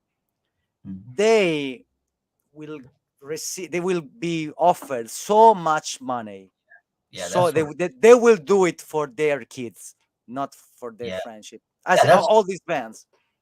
yeah, that's for sure. I mean, I have no idea how is the relationship with Andreas and Paulo. I think it's not the best thing in the world, but I But mean, time, dude, time, time, and money heals everything. I did 3 tours with Billy from Biohazard. Okay. Yeah, And back then, if you have told me that they would reunite with with Biohazard, it was like absolutely impossible. mhm. Impossible. Now they play together and they are in good terms because, of course, they when they reunite, they got so much money offered that they do it for their families. They say, okay, listen, we had a discussion 20 years ago. Now we have kids. Just fuck it and just move on. Money Yeah, helps. that's right. That's right. That's right. Yeah, but like it depends on. I'm pretty sure that Sepultura guys are not rich, like crazy rich. I'm pretty sure about that. Of course, So they are not. it will make a little difference, like if they are offered like a good But amount of. imagine how much money they were making in '96, and Yeah, right after what happened. yeah, So imagine also the record sales back then, and it's not about being rich. It's about they make a living with a band, of course, but unfortunately they were like on like this, and then they this, and then they started doing like this. So I don't yeah. think you can finish, dude. Even let's think about it. Do you really think if you had a band like Sepultura who is helping you to make a living, you would quit the band for no reason at all? Of course. They had so many years to go. Yeah, yeah, the, yeah. the, the farewell tour is a money thing, and everybody, even if you have a brain like this record, you will understand the Cavalera record. Yeah, That I think it was a very weird thing, this farewell tour. I think it was a very weird thing, and you're it, not Slayer, you're not and Slayer. yeah, They still have. and the timing was terrible. They lost Eloy to Slipknot, and man, it was such a mess. I think it's such a mess. This timing was terrible. Like was the worst possible idea for in the worst possible moment. exactly the worst of the worst. So I don't think after 40 years you're gonna. Then I read an interview with Eloy, who said he got invitation from Slipknot when the Sepultura tour was announced. Yeah. So can I imagine how it was hard for him also to decide. I, But at you the know, end, he I think it wasn't hard at all. I think he just like, how can you refuse an offer no, to I play? know, but I know Eloy personally, and Eloy is a good guy. So I Yeah, know you would be like, I don't wanna. He knew he was going to create problems to the others. yeah, I mean, of yeah, course. So of course you are like, fuck, man. What should I mean, can imagine him getting ready for the Sepultura tour after having done the Slipknot thing. Imagine how was his yeah, yeah. brain going, you know. And then So again, and again, after these 2 years or so, Sepultura is gone. What will he do? Like he just couldn't refuse. Like that's obvious. no, no, And no, obvious. I'm pretty sure it wasn't just that. I think the relation with Andreas was kind of messed up already. Really? I yeah, I think so too. Like because the Why? way Why you think that? I think, yeah, because the way Andreas talks about that. Like Really? yeah, I think I didn't pay attention. What did he say? no, he said like a kind of a hurt or something like a, and the first impression that I got from Andreas is that he was kind of trying to put all the blame on Eloy's, and he didn't even uh, mention that it was like a great opportunity to Eloy, and like a Well, but imagine you are in imagine the ego. If you have if you are the owner of a band and you think you are, I mean, you are in Sepultura and somebody say, "Dude, I'm leaving." Those kind of stuff really hurts. If you are a band leader, nobody will accept that, even if you are right. And I completely understand your point. Maybe in some years it will be like, yeah, he did the right thing. yeah, and then again, what look at the idea, Andreas, like, oh no, let's just do a farewell tour. Like he couldn't like But I mean, this is all wrong. This is completely wrong. How you can do a farewell tour like it was? I mean, it's a yeah, disaster. Somebody commented like they are finishing the worst way possible, and I yeah. completely agree. Expect that the Eloy on his top of the career, you know, Will quit. Yeah, but so just go as a, in a sinking boat. God damn it, man. that's but these whole stories. Do you really think they were going to quit after 40 years? Be honest with me. Mel, I know that for me, I think Andreas got really shaken up after his wife's death, and he's been weird since then. Probably. And he's talking about so much weird stuff and acting like a. I didn't thought about, yeah. Well, these are strong personal things, and maybe, but I don't think they will quit, man. To be honest with you, because as we said, it's not a band that made like it's not at the top of the world when you like Slayer that you can retire because you actually retiring takes years of planning, as you know. Yeah, It takes that's years right. of. So I don't know. But I can be wrong. I'm just somebody. I'm just a fan of the band Yeah, who me too. is Me too. guessing. So this is all I can do. But this tour is wrong, man. This Yeah, tour is wrong. Ah, okay. Something I forgot to mention. I got really the Sepultura drum kit now with like the 12-inch tom in front on the stuff. To me, it was like completely crap but because this is Eloy thing. yeah. I'm just saying my opinion. As I said, Eloy started with a 14-inch with a bigger kit. We were fan of Sepultura. Something important we forgot to mention. I'm sorry. Sepultura had a very powerful, a huge impact when it comes to the drums. The drums were Yeah, huge. yeah, It was absolutely. like so it was a part of the drumming. So the sizes of the drums, something that Jean Bella kind of kept it. Even a Yeah, little bit different, but he kept the big sizes. yeah. So what's happening? Your connection, man. It got weird for me here. Just wait a second. Are you there? I lost you. I don't know. Let's wait. Mm, um, I think we lost Raphael. let's wait and see if he can come again.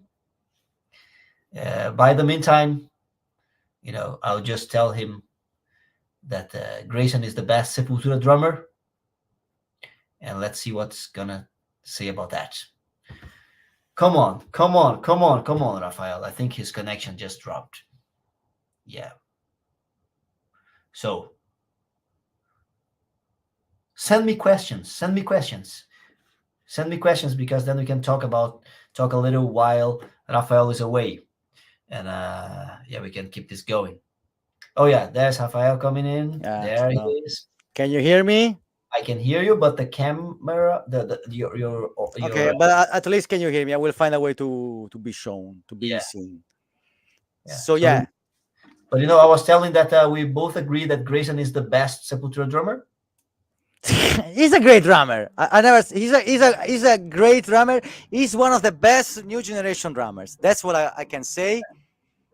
But Yeah, Sepultura is another thing. And yeah. But as I said, he's doing what he's supposed to do. we were talking about the big drums and stuff, and Grayson is Yeah, coming. the huge drums. Grayson is coming with a bigger setup. He was asking me like, what do you think about coming with four toms and stuff? And I said, man, I think that is awesome. And I think he's coming with at least three toms and two kick drums and stuff. So let's give the guy a little credit here. No, I'm giving. No. Okay. Now let's talk about him. I'm giving credit to him. Let me see if I can be seen. Otherwise, it would just have my audio. Yeah, I cannot. Yeah, of course. This is like the Sepultura tour. Everything is going wrong.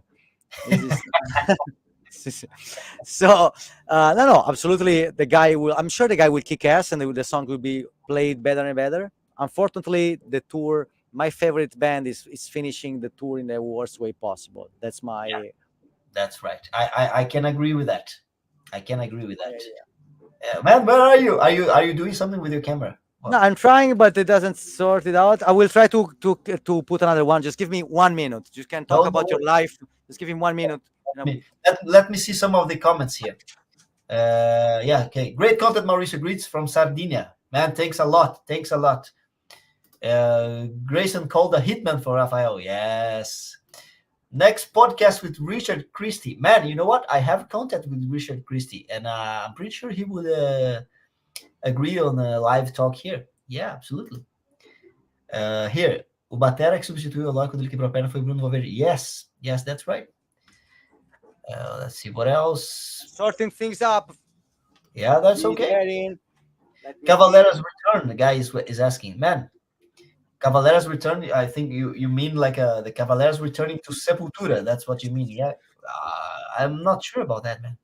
Raphael says they're gonna go back. I'm not so sure, but I wouldn't be surprised. Either way. Yes, let's see. There you go. You cannot kill an Italian. No, especially a half Brazilian. Half Brazilian, yeah. An angry fan of Sepultura. It's okay. I just want to say something about just make it clear. I respect Grayson. As I said, I like what he did. It's just in my favorite band in the wrong moment. And I just want to make it clear. Yeah, of course. Something I didn't ask you, because we forgot something important. Who would be, in your opinion, a good fit for this final tour? Brazilian. I don't want to hear any guys not from Brazil. And I don't have the answer for you. I don't know. Really? I don't know. Because pretty much everyone that I can think of, I don't see they playing both Sepultura era very well. Like and I don't know. I don't know. Really. Like who would be your guess?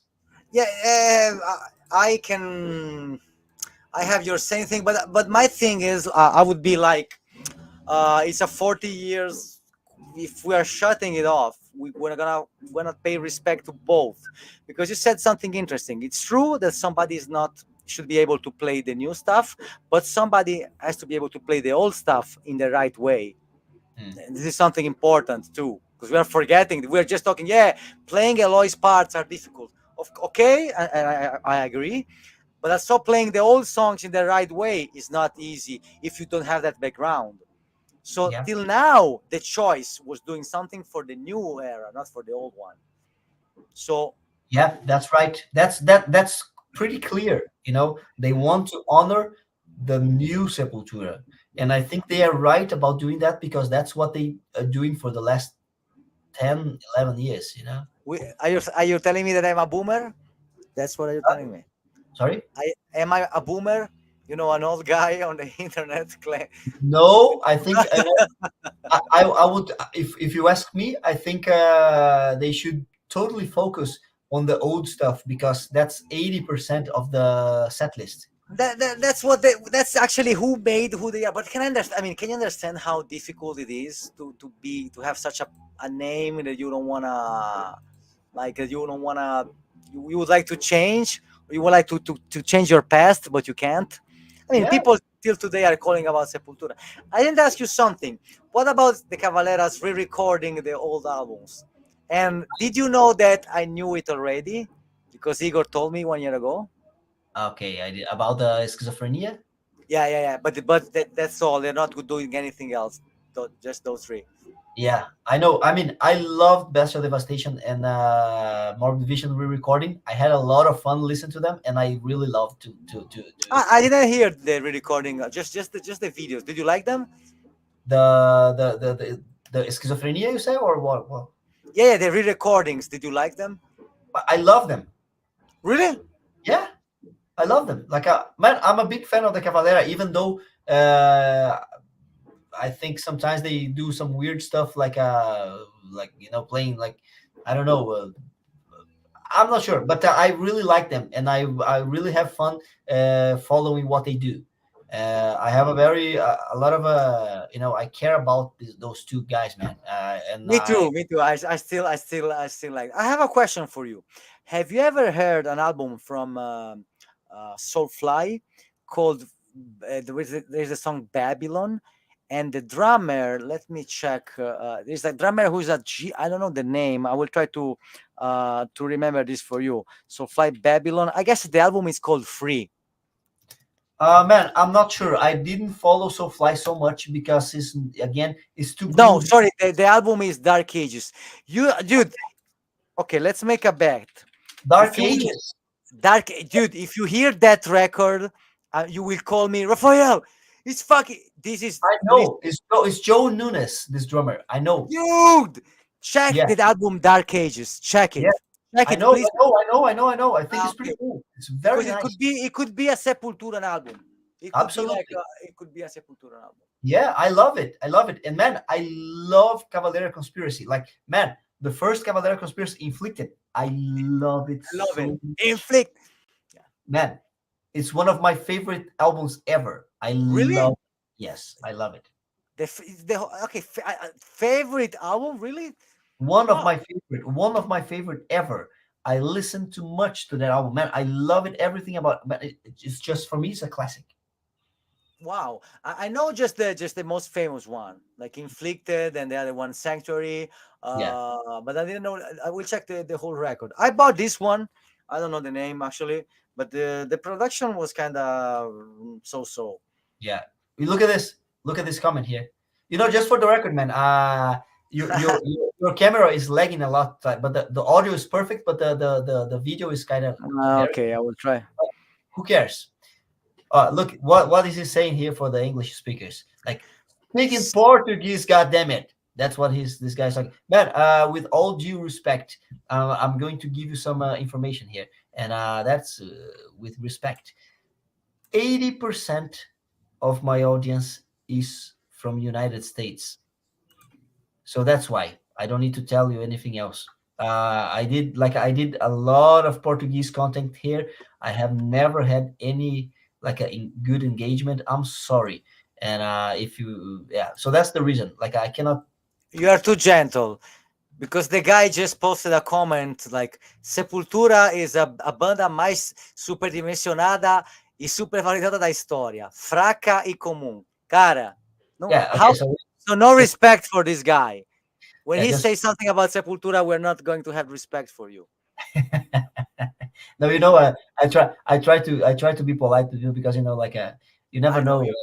internet is crazy. Like sometimes some people write stuff and then we take it like in a way that is not supposed to be. But No, I very understand. You're a gentleman. I like you, Mauricio. I know you're a good-hearted person. I just make fun.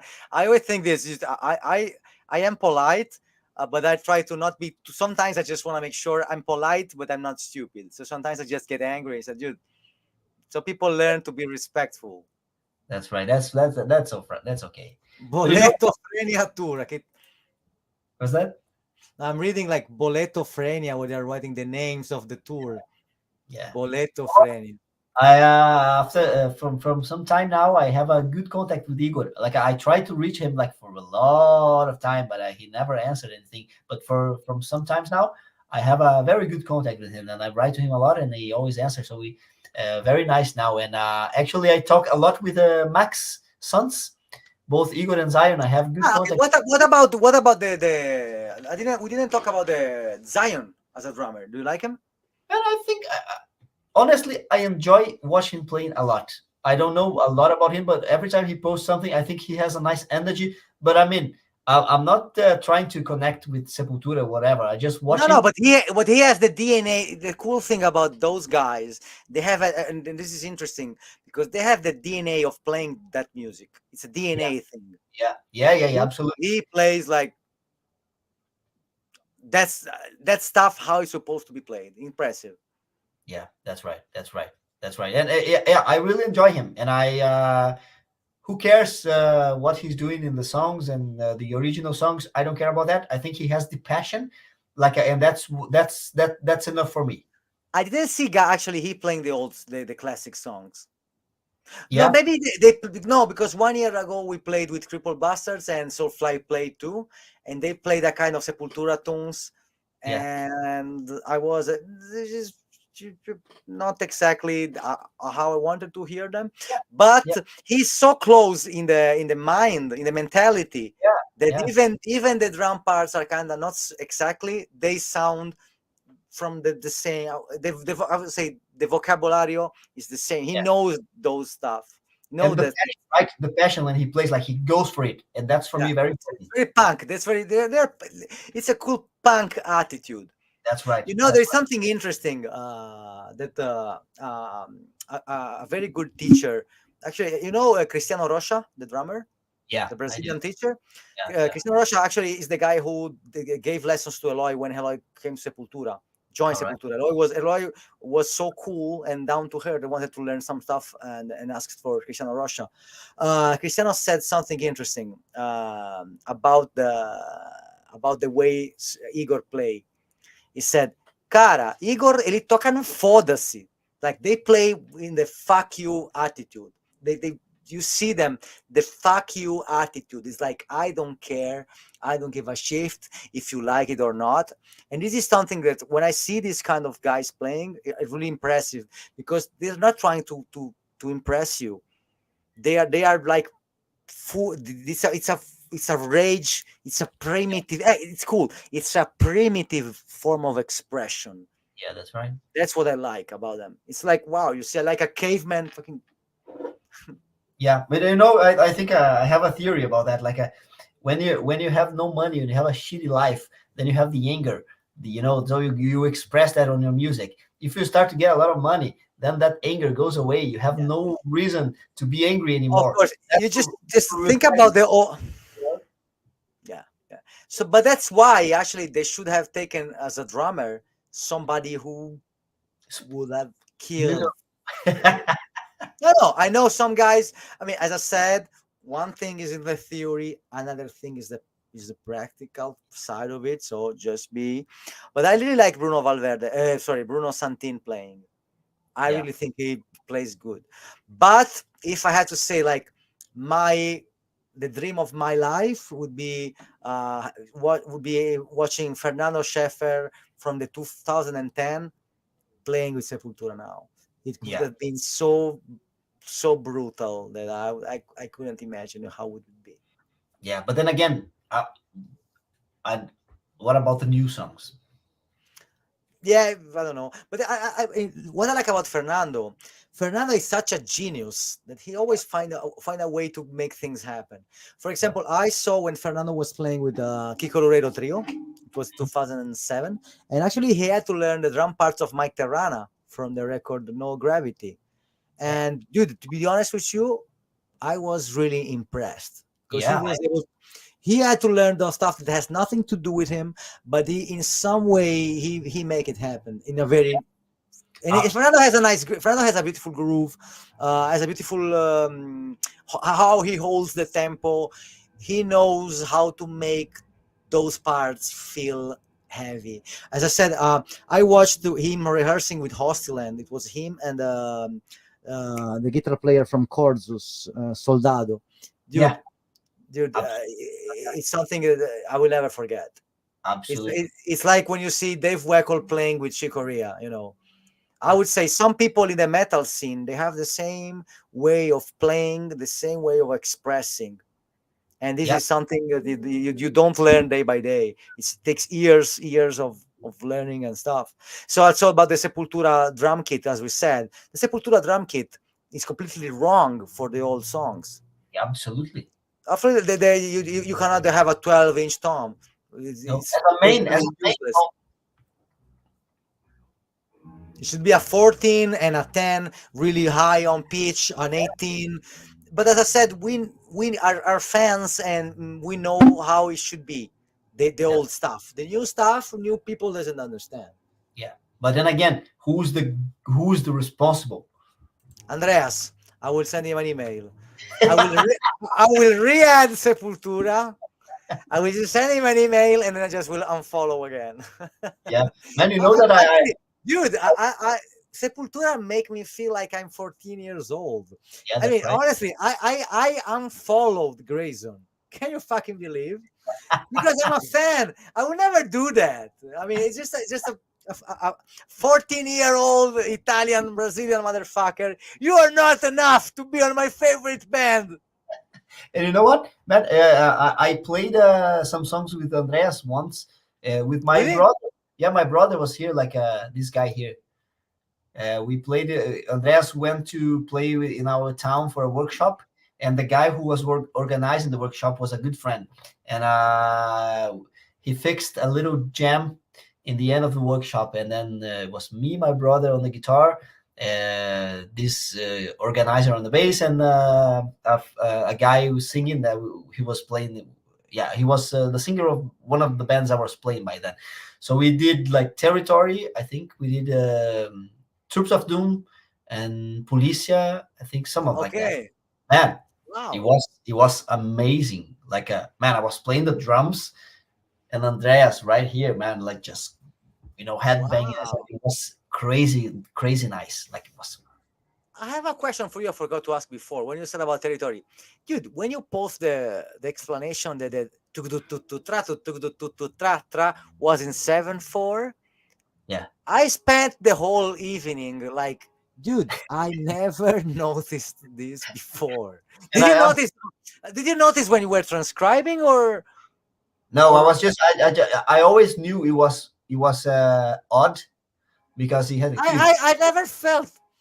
but pit. I knew it was like a, but honestly, I never counted or something. But for the video, I just took a little more attention and just for the fun of it, because nobody cares about that. Like, and I'm pretty sure you No. would even But think the about. funny thing is, it's the most famous 7/4 breakdown in the metal history, and nobody knows it's 7/4. Yeah, yeah, yeah. That's right. I think that Nobody was knows, no. and That's every shitty band will play that drum fill right. yeah. That's Even the shittiest drummer alive will play that drum fill right. There is a cool question about Achilles Priester and Bruno Valverde. yeah. Do you think they would be a good fit for them? I don't think so, man. Me neither, but still they are Brazilians. Yeah, yeah. But I mean, Yeah, Bruno. but you're right. They are too elegant. Maybe too elegant. Yeah, I don't know. I don't know. Again, it's like a. This way. I mean, if we now that we are discussing about it, that's a tough job. Yeah, again here. Look at this, Achilles. Achilles, I think he would be like a nice crossover, both eras. But I don't know. I don't know how he would play any of the eras. Like I'm pretty sure he would do a good job, but I'm not sure. Bruno Valverde, he would nail Eloy's parts, but he would the not old be school. the. Yeah, Yeah, he sounds too elegant. He's right. Bruno is a fusion man, absolutely amazing technical guy. That's interesting. yeah.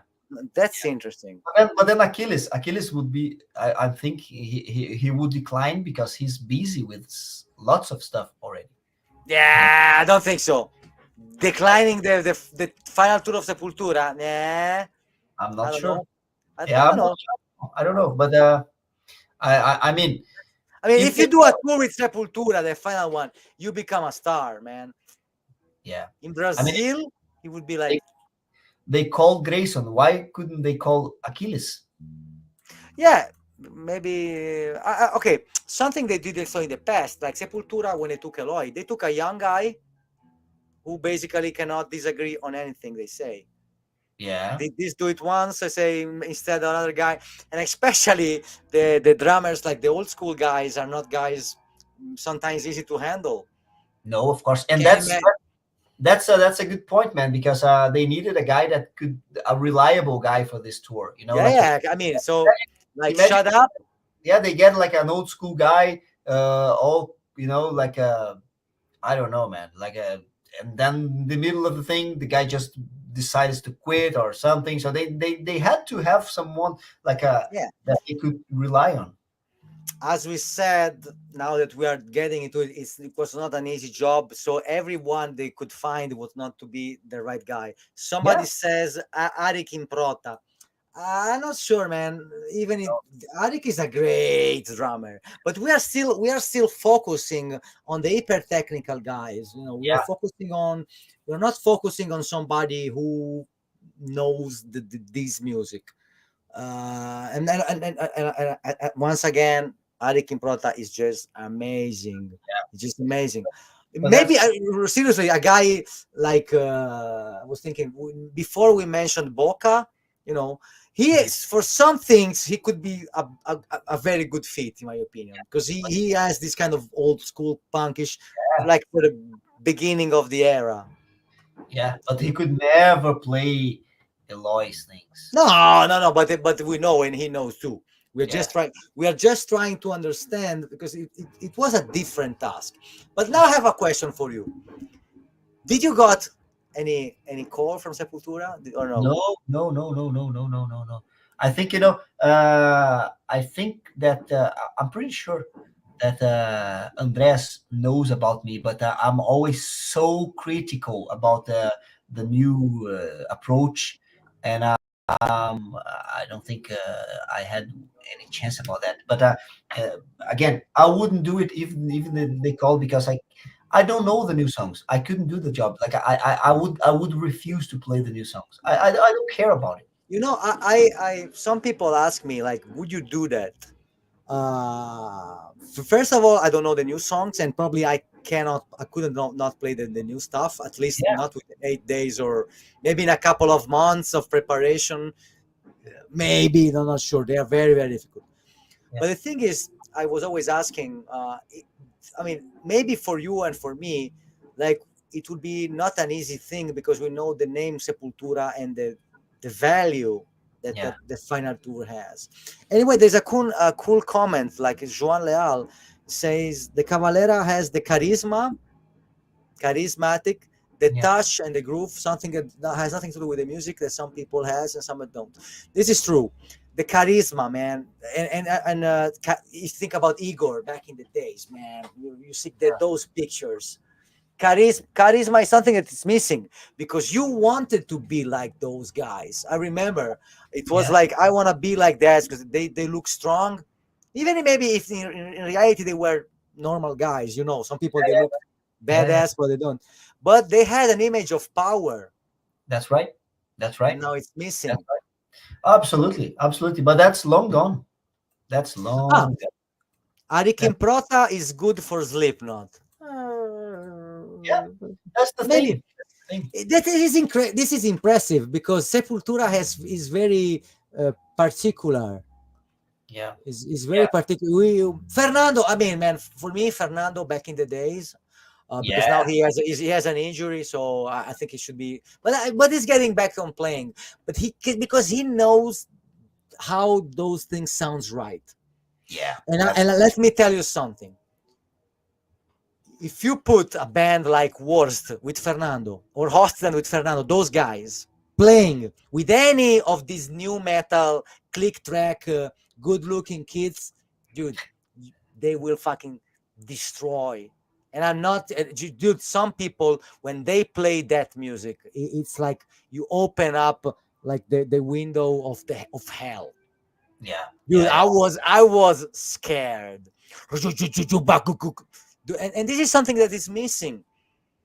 So that's why I'm telling you, this is missing in the music in this kind of metal. oh yes, oh yes, absolutely. I agree with you. I agree with you. But that but that's the trap that Sepultura got in with Eloy. Becoming too much a nice. They became too technical with Eloy, and that's they have no option. Man, my brother, if my brother is here, I always say he can testify. I since 2000 and man from 5 6 years ago, I told my brother and I tell everyone that is close to me, Eloy is not going to last in Sepultura. He's gonna go for another band because he's too good for Sepultura. He has so much potential that Sepultura doesn't comport. Like, and This he's is some. This is going, something interesting. and I told him he's going to end up in a band like Slipknot. Ask my brother. I knew it. Like, But in Slipknot is playing the songs as they be. It's not. I don't think it's just too good for. I just you said something interesting. I know in an interview. Maybe he was really better fitting for Slipknot than Sepultura. And after so many years, I have to agree with you because in the first show with Slipknot, he sounds way more into it than it ever sounded with Sepultura. And this is really impressive. Such a great drummer, maybe in the wrong spot for so many years. I don't know. It's this is it. But you made me think. Maybe because Slipknot said, "Dude, I don't give a shit on how good you are. These are the songs. Add your own touch, but don't kill the songs." yeah, Sepultura became like a joke, to be honest. With those drums, we have so many names like of good drummers here, like Ivan Buzic, a great drummer, but not a good fit for Sepultura. Great hard rock drummer. yeah, Absolutely, yeah. Sepultura is an interesting. Because I mean, I would have to see you playing in Sepultura because I know you would have to really. But okay, but you have it on your DNA, so you will never overplay those songs. No, of course not. But Not. but then again, I mean, What would you? I mean, okay, let's. I have a question for you. I'm curious. If you had, imagine Sepultura convince you to do the final tour. Okay, let's imagine the impossible. yeah. What would you do? And you Okay. accept. What would you do? Like day one? What you do? I would do for sure this thing.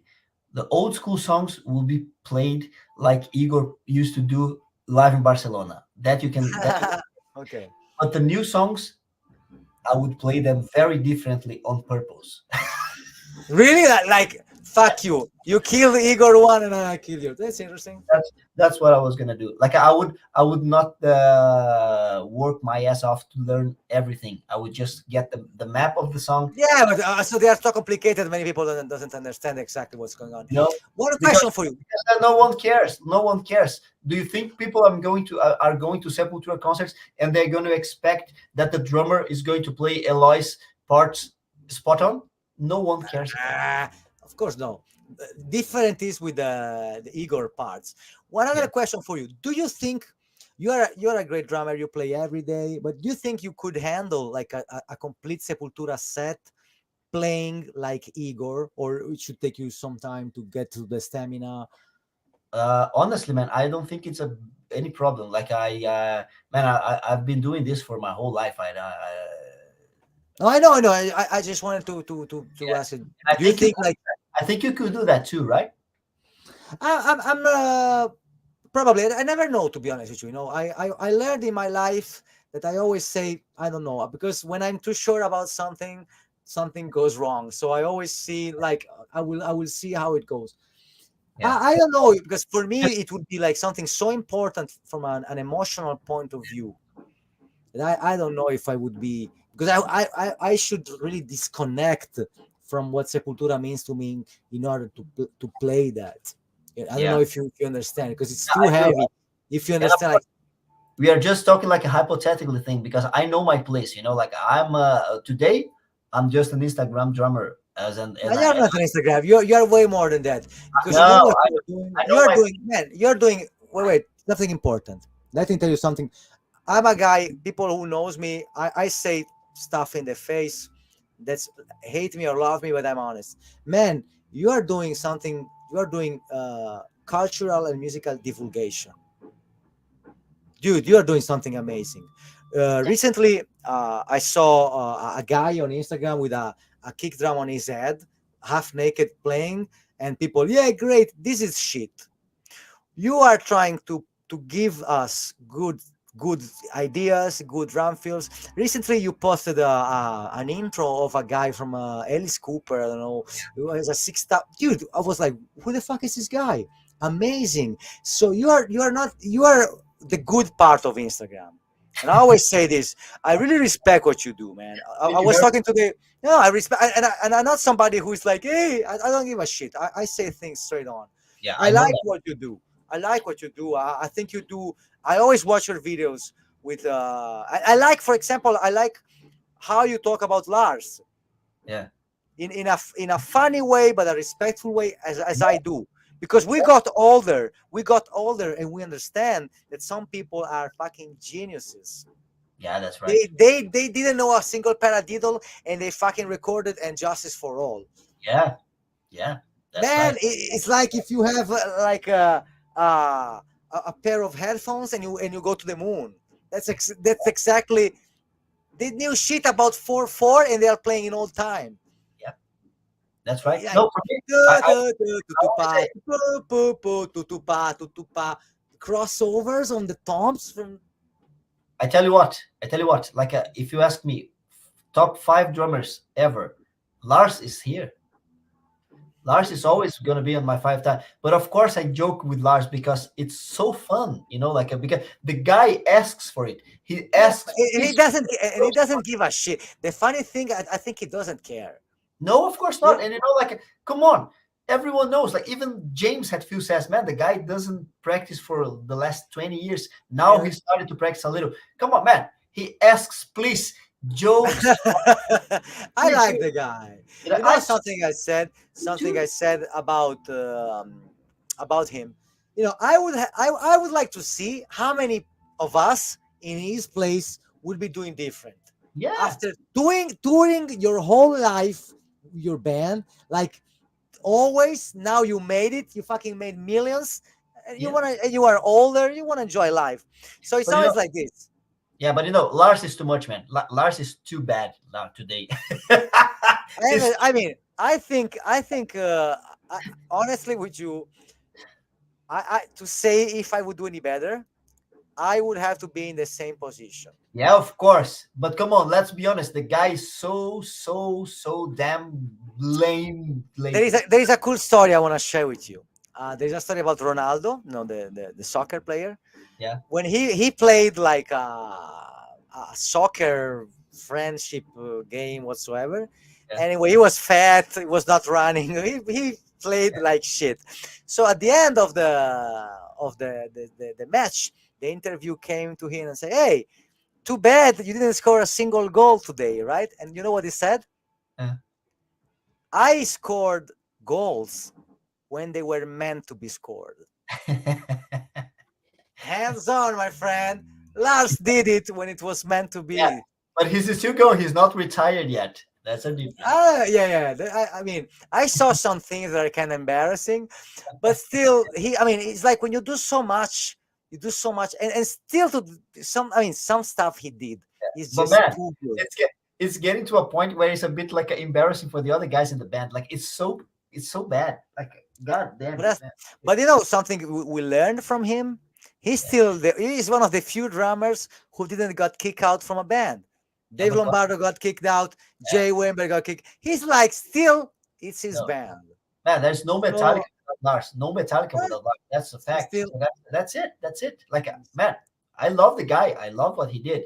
But to joke with Lars is so fun. so One, funny. This because is the jokes are real, and two, the fanboys go get crazy, mad. and I I am love that. I like the jokes, but I still really respect a lot the guy, Yeah, because I can understand the historical thing he did, how I he don't. did. Yeah, I don't do only jokes about him. I No, no, have I know many. covers. I have note for note stuff. I love it. I know that's why I like the way you do it. I But like the way you do it. then again, man, I really appreciate you talking about me and stuff. But like playing in Sepultura, this is like, I know it's never gonna happen. And again, I know my place, man. And I I mean, you Well, know, I think life is interesting because I think you find your place. yeah. That's not even Sepultura could give you the recognition you find by yourself. Well, that's actually true. Like, it's Because crazy to now you are Mauricio, the guy who does that. In Sepultura, it would be Mauricio, the guy who joins Sepultura after Igor Cavalera, blah, blah, blah. yeah, So, yeah, everybody of us sometimes have the chance to do something unique. And yeah. this is something, because I remember when you started doing the Instagram stuff. Actually, was the video of Lars who started to do the whole. Is yes, that was it. There was a few Blacknet. Yeah. One question: can you play along with Blackened? What do you mean? Because it's so fucking tempo changes. It's one of the hardest songs. Because some songs are very hard to play along to. Yeah. I always found because I want to track some of these covers, but I really have to learn all the tempo shiftings. So Yeah. And I'm really good at that. Like, I became like super good about playing and following weird time changing and stuff. And I'm really good on that. Matt, you have no idea. I have a lot of fun sitting and trying to fit in the song and getting like where the drummer is rushing or dragging stuff. wow, Man, I love it, man. That's If you go to my YouTube channel here and go on the old covers. I have a lot of full covers, I will very old school stuff. Man, it's note for note, even with the imperfections. I learned so much by doing these things. really okay. Because recently, you know what I was doing? I was listening some old stuff. I really like, for example, Napalm Death from the 90s, Yeah, like Fear, Emptiness, and Despair, Diatribes. I think they are fucking amazing band, dude. yeah, And if you use like Moises and you isolate the drums, wow, there's so yeah. many imperfections. But those records, till today, I like them. And this is Yeah. something we forgot. The beauty of the reality Can I of tell you? you. Yeah, I mean, man, take Igor for instance, like a desperate cry. I think it. No, that's yeah. You know that part. If you listen to the kick drums, it's all messed up. It's not perfect. Who cares? Tell me, who cares? No. That's interesting because if you when you start to analyze those records, you understand that they didn't care about being perfect. They care about having cool songs. They sound actually. The cool thing is that those songs, if the drums would be perfect, the songs would be not so cool. That's And right. that's I don't know you, but I cannot hear a single record coming out today. I Yeah, cannot hear. It's all the same drum sounds. Everybody's perfect, and it true. kind of lost my passion for it. Yeah, So absolutely. Same here. Same here. Absolutely same here. And but that's I think that's a no way back, man. With old school bands retiring, we are not gonna get a lot of organic stuff anymore. That's how it is. And mm, you know, too bad, because yeah, those records have the magic. When you hear them, you always find like, oh, okay, did he? For example, I was listening a lot of Free Emptiness and Despair from Napalm Death. I don't know if you know the record. yeah, But on some parts, you can hear like when he hits the snare louder. So you can hear sometimes the rim shot like more heavy. yeah, Sometimes you can hear that he rushing on the fields. And I know I'm weird, but I like it because I can hear somebody playing with all yeah, the energy. yeah. There's an actual drummer tracking, and that's a really nice feeling. That's a real nice feeling. But you know what? I think uh, this modern music and stuff. It's not about like uh, it, we know that the drummers, pretty much everyone, is kind of what is the term? I forgot the Quantizing, editing. advertising, and I think that's bad. But the thing that I really miss is the signature of the drummer, like because it's not only about you create like special feels and original stuff, but the the nuance about you drag a little bit or rush a little bit and you go for a feel and you play that too fast and go back and then the band fits in with that. That what really is the nice touch about bands. This is what I like about you, because we, even you being such a technical drummer, you can understand that music is not perfect. Yeah, That's something I really yeah, man, like Ratos de Porão, you know. I love it, yeah. It's like it's one of the best examples because the Boca, the way he plays, like he go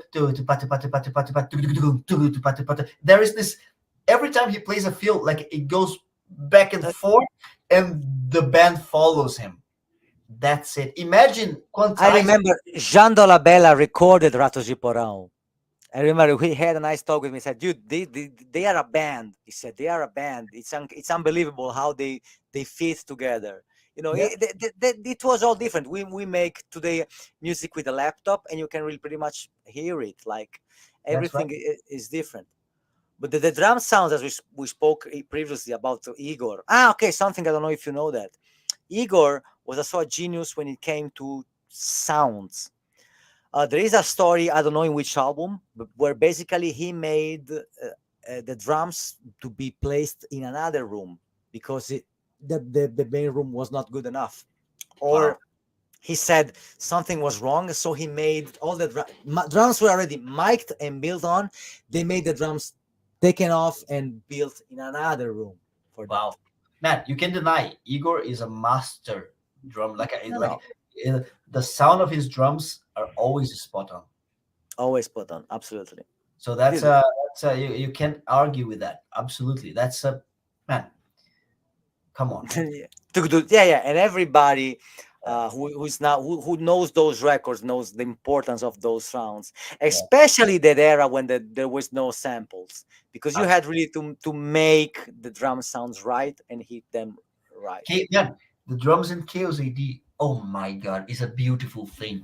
Well, if you think about the song da, na, na, na, the hunt da, da, chu, paku, kuka, kukuka, kuk, they sound like yeah, the wall is coming in your face. it's Tujuka, so kuku, kaku, kuka, kukuka. so beautiful. It's so beautiful. My God, yeah. And you know what? I'm gonna give you a little spoiler here now. I'm getting so we're gonna go to end this thing now because man, it's almost like Yes. but just so the people are watching here and you yourself as well, like with this popularity that I'm getting here on Instagram, I'm getting in touch. What the hell is this balloon thing? Wow. What's What the that? hell? I don't know, man. And with this popularity here on Instagram, I'm getting close to a lot of my drum heroes, Igor included. But man, I'm super close now to I saw uh, the one with Paul Bostaph. Sorry. Paul I saw that. Bostaph. Man, Paul Bostaph. I just like man, one of You my see, somebody who was able to join a band and find his way. This is a perfect example. yes, yes, yes. Great Like drummer. paying respect to what the classic songs need to have and putting his own thing. Did Perfection. you see a video on YouTube where he's checking some mics for the snare and playing in a beautiful studio? No, I don't know about that I one. will link to you, dude. The drum sounds, they're natural sounds with good mics and stuff. You will cry. I Wow. will send it to you. It's like so beautiful. Yeah, I'm impressed. But then what was telling you is like Sorry, the I did this video with Paul Bostaph. We were analyzing his drum intro for Killing Killing Fields. Fields. Yeah. So he was we were actually like having a conversation and he was teaching me how to play Killing Fields, right? That's a classic thrash metal song everybody knows it and everybody loves it. Man, I'm gonna do the same with Igor and Territory. Oh, okay. And maybe you know it better than he does because he doesn't remember exactly. You know it note by note better than him. That's even Well, cooler. I'm pretty sure he can give me the approval stamp, and that's what I Dude, need. once he gave you the approval, just everything in your life is settled I down. actually, I already have, like, because when I did the Territory short videos for Instagram, I sent to him before, so he could tell me if that was okay or not, and then he said, "Man, you nailed it." And Wow. so I already know I have it, but I'm gonna do like a more fun video, like the way I'm having here I with can you, and I'm gonna show him, and I'm gonna ask him the story behind it and all there is to know, and I release. forgot to tell you one important thing that we can close that you don't know. I will tell you something you don't know. You will be like, oh, God. Do you know that Igor is somehow responsible for the whole extreme death metal scene? And you know why? You know that George Collias, you know the guy, right? Of course, yeah. He's a super mega fan of Igor Cavalera in the Rise era. And George told me that when Sepultura came to play to Greece, he was a kid. And after watching Igor, he wanted to play as fast as ever. And he said it was Igor that made him play so fast. Wow. Now you know. So, Wow. can you now you understand how much. Yeah. And this is George is a friend of mine. So he told me that. Now, another story. Yeah. Crazy. Actually, I already have a video with Colias. He invited me for a Zoom call, and he was showing me two parts of two Nile songs that he suggested me to do these short things on Ah, Instagram. okay. So I have two Nile songs from Colias himself showing me Cool. on his sketch. Next Amazing. time you talk with him, if you want to, he was a big fan of Cavalera, huge fan, Amazing. Yeah. super huge. So that's so now you know how much Igor influenced the whole. Man, coming for Colias, because Colias is one of the best in business. I mean, And probably he if I have to point like a one extreme metal, like the most skilled guy, I would say Colias. he's one of the most skilled guys for sure. I always say he's one of the guys I like the most, even though I like also pretty much Sandoval because of Yeah, the record. Pete is the master. I mean, I have so much respect for the guys. yeah. When I say technical, I mean like a technical that the drum thing, but Yeah, not yeah, the yeah. not necessarily the biggest No, no, inspiration. no, no, no, no. Technical thing is a master. I know him a long time. Yeah, He is responsible for all the super speed stuff. When he made the DVD, basically he made the world go faster. But he will tell you Igor made him wanna play fast. look at that. That's crazy. I want to ask Igor about this blast beat stuff because I talked to him a little bit and he Yeah, said that even this Igor played one of the first blast beats on the Best of Devastation stuff. the Antichrist, Antichrist. yeah, No kick drums, just the hands. yeah, floor tom and snare, crazy. Yeah, So, yeah. so yeah, all right, my man. I think we have like a We are done. 2 hours Was and 32 minutes. That wasn't yeah.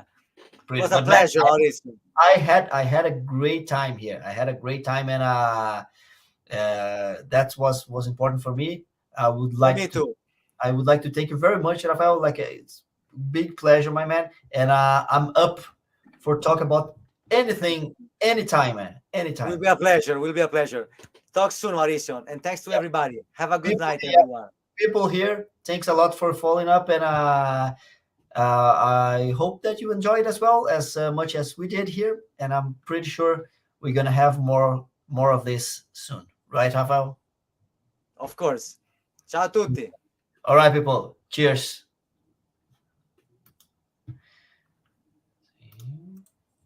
Okay. Uh, I'm trying to end this thing. Still says live. Should go on bottom. No, on top right. Man, I clicked on this end stream. It's not going. Or It's not just happening. we just close the door. We Yeah, we both. know. Yeah, if I vanish, I'm leaving at 2. We talk on WhatsApp. Ciao. cheers.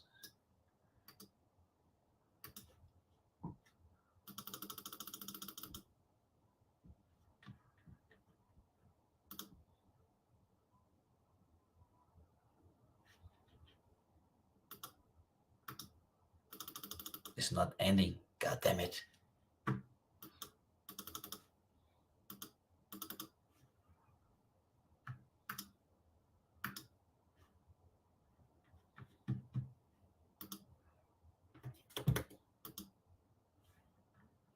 What the fuck? I can't close the tab. I can't. Nothing.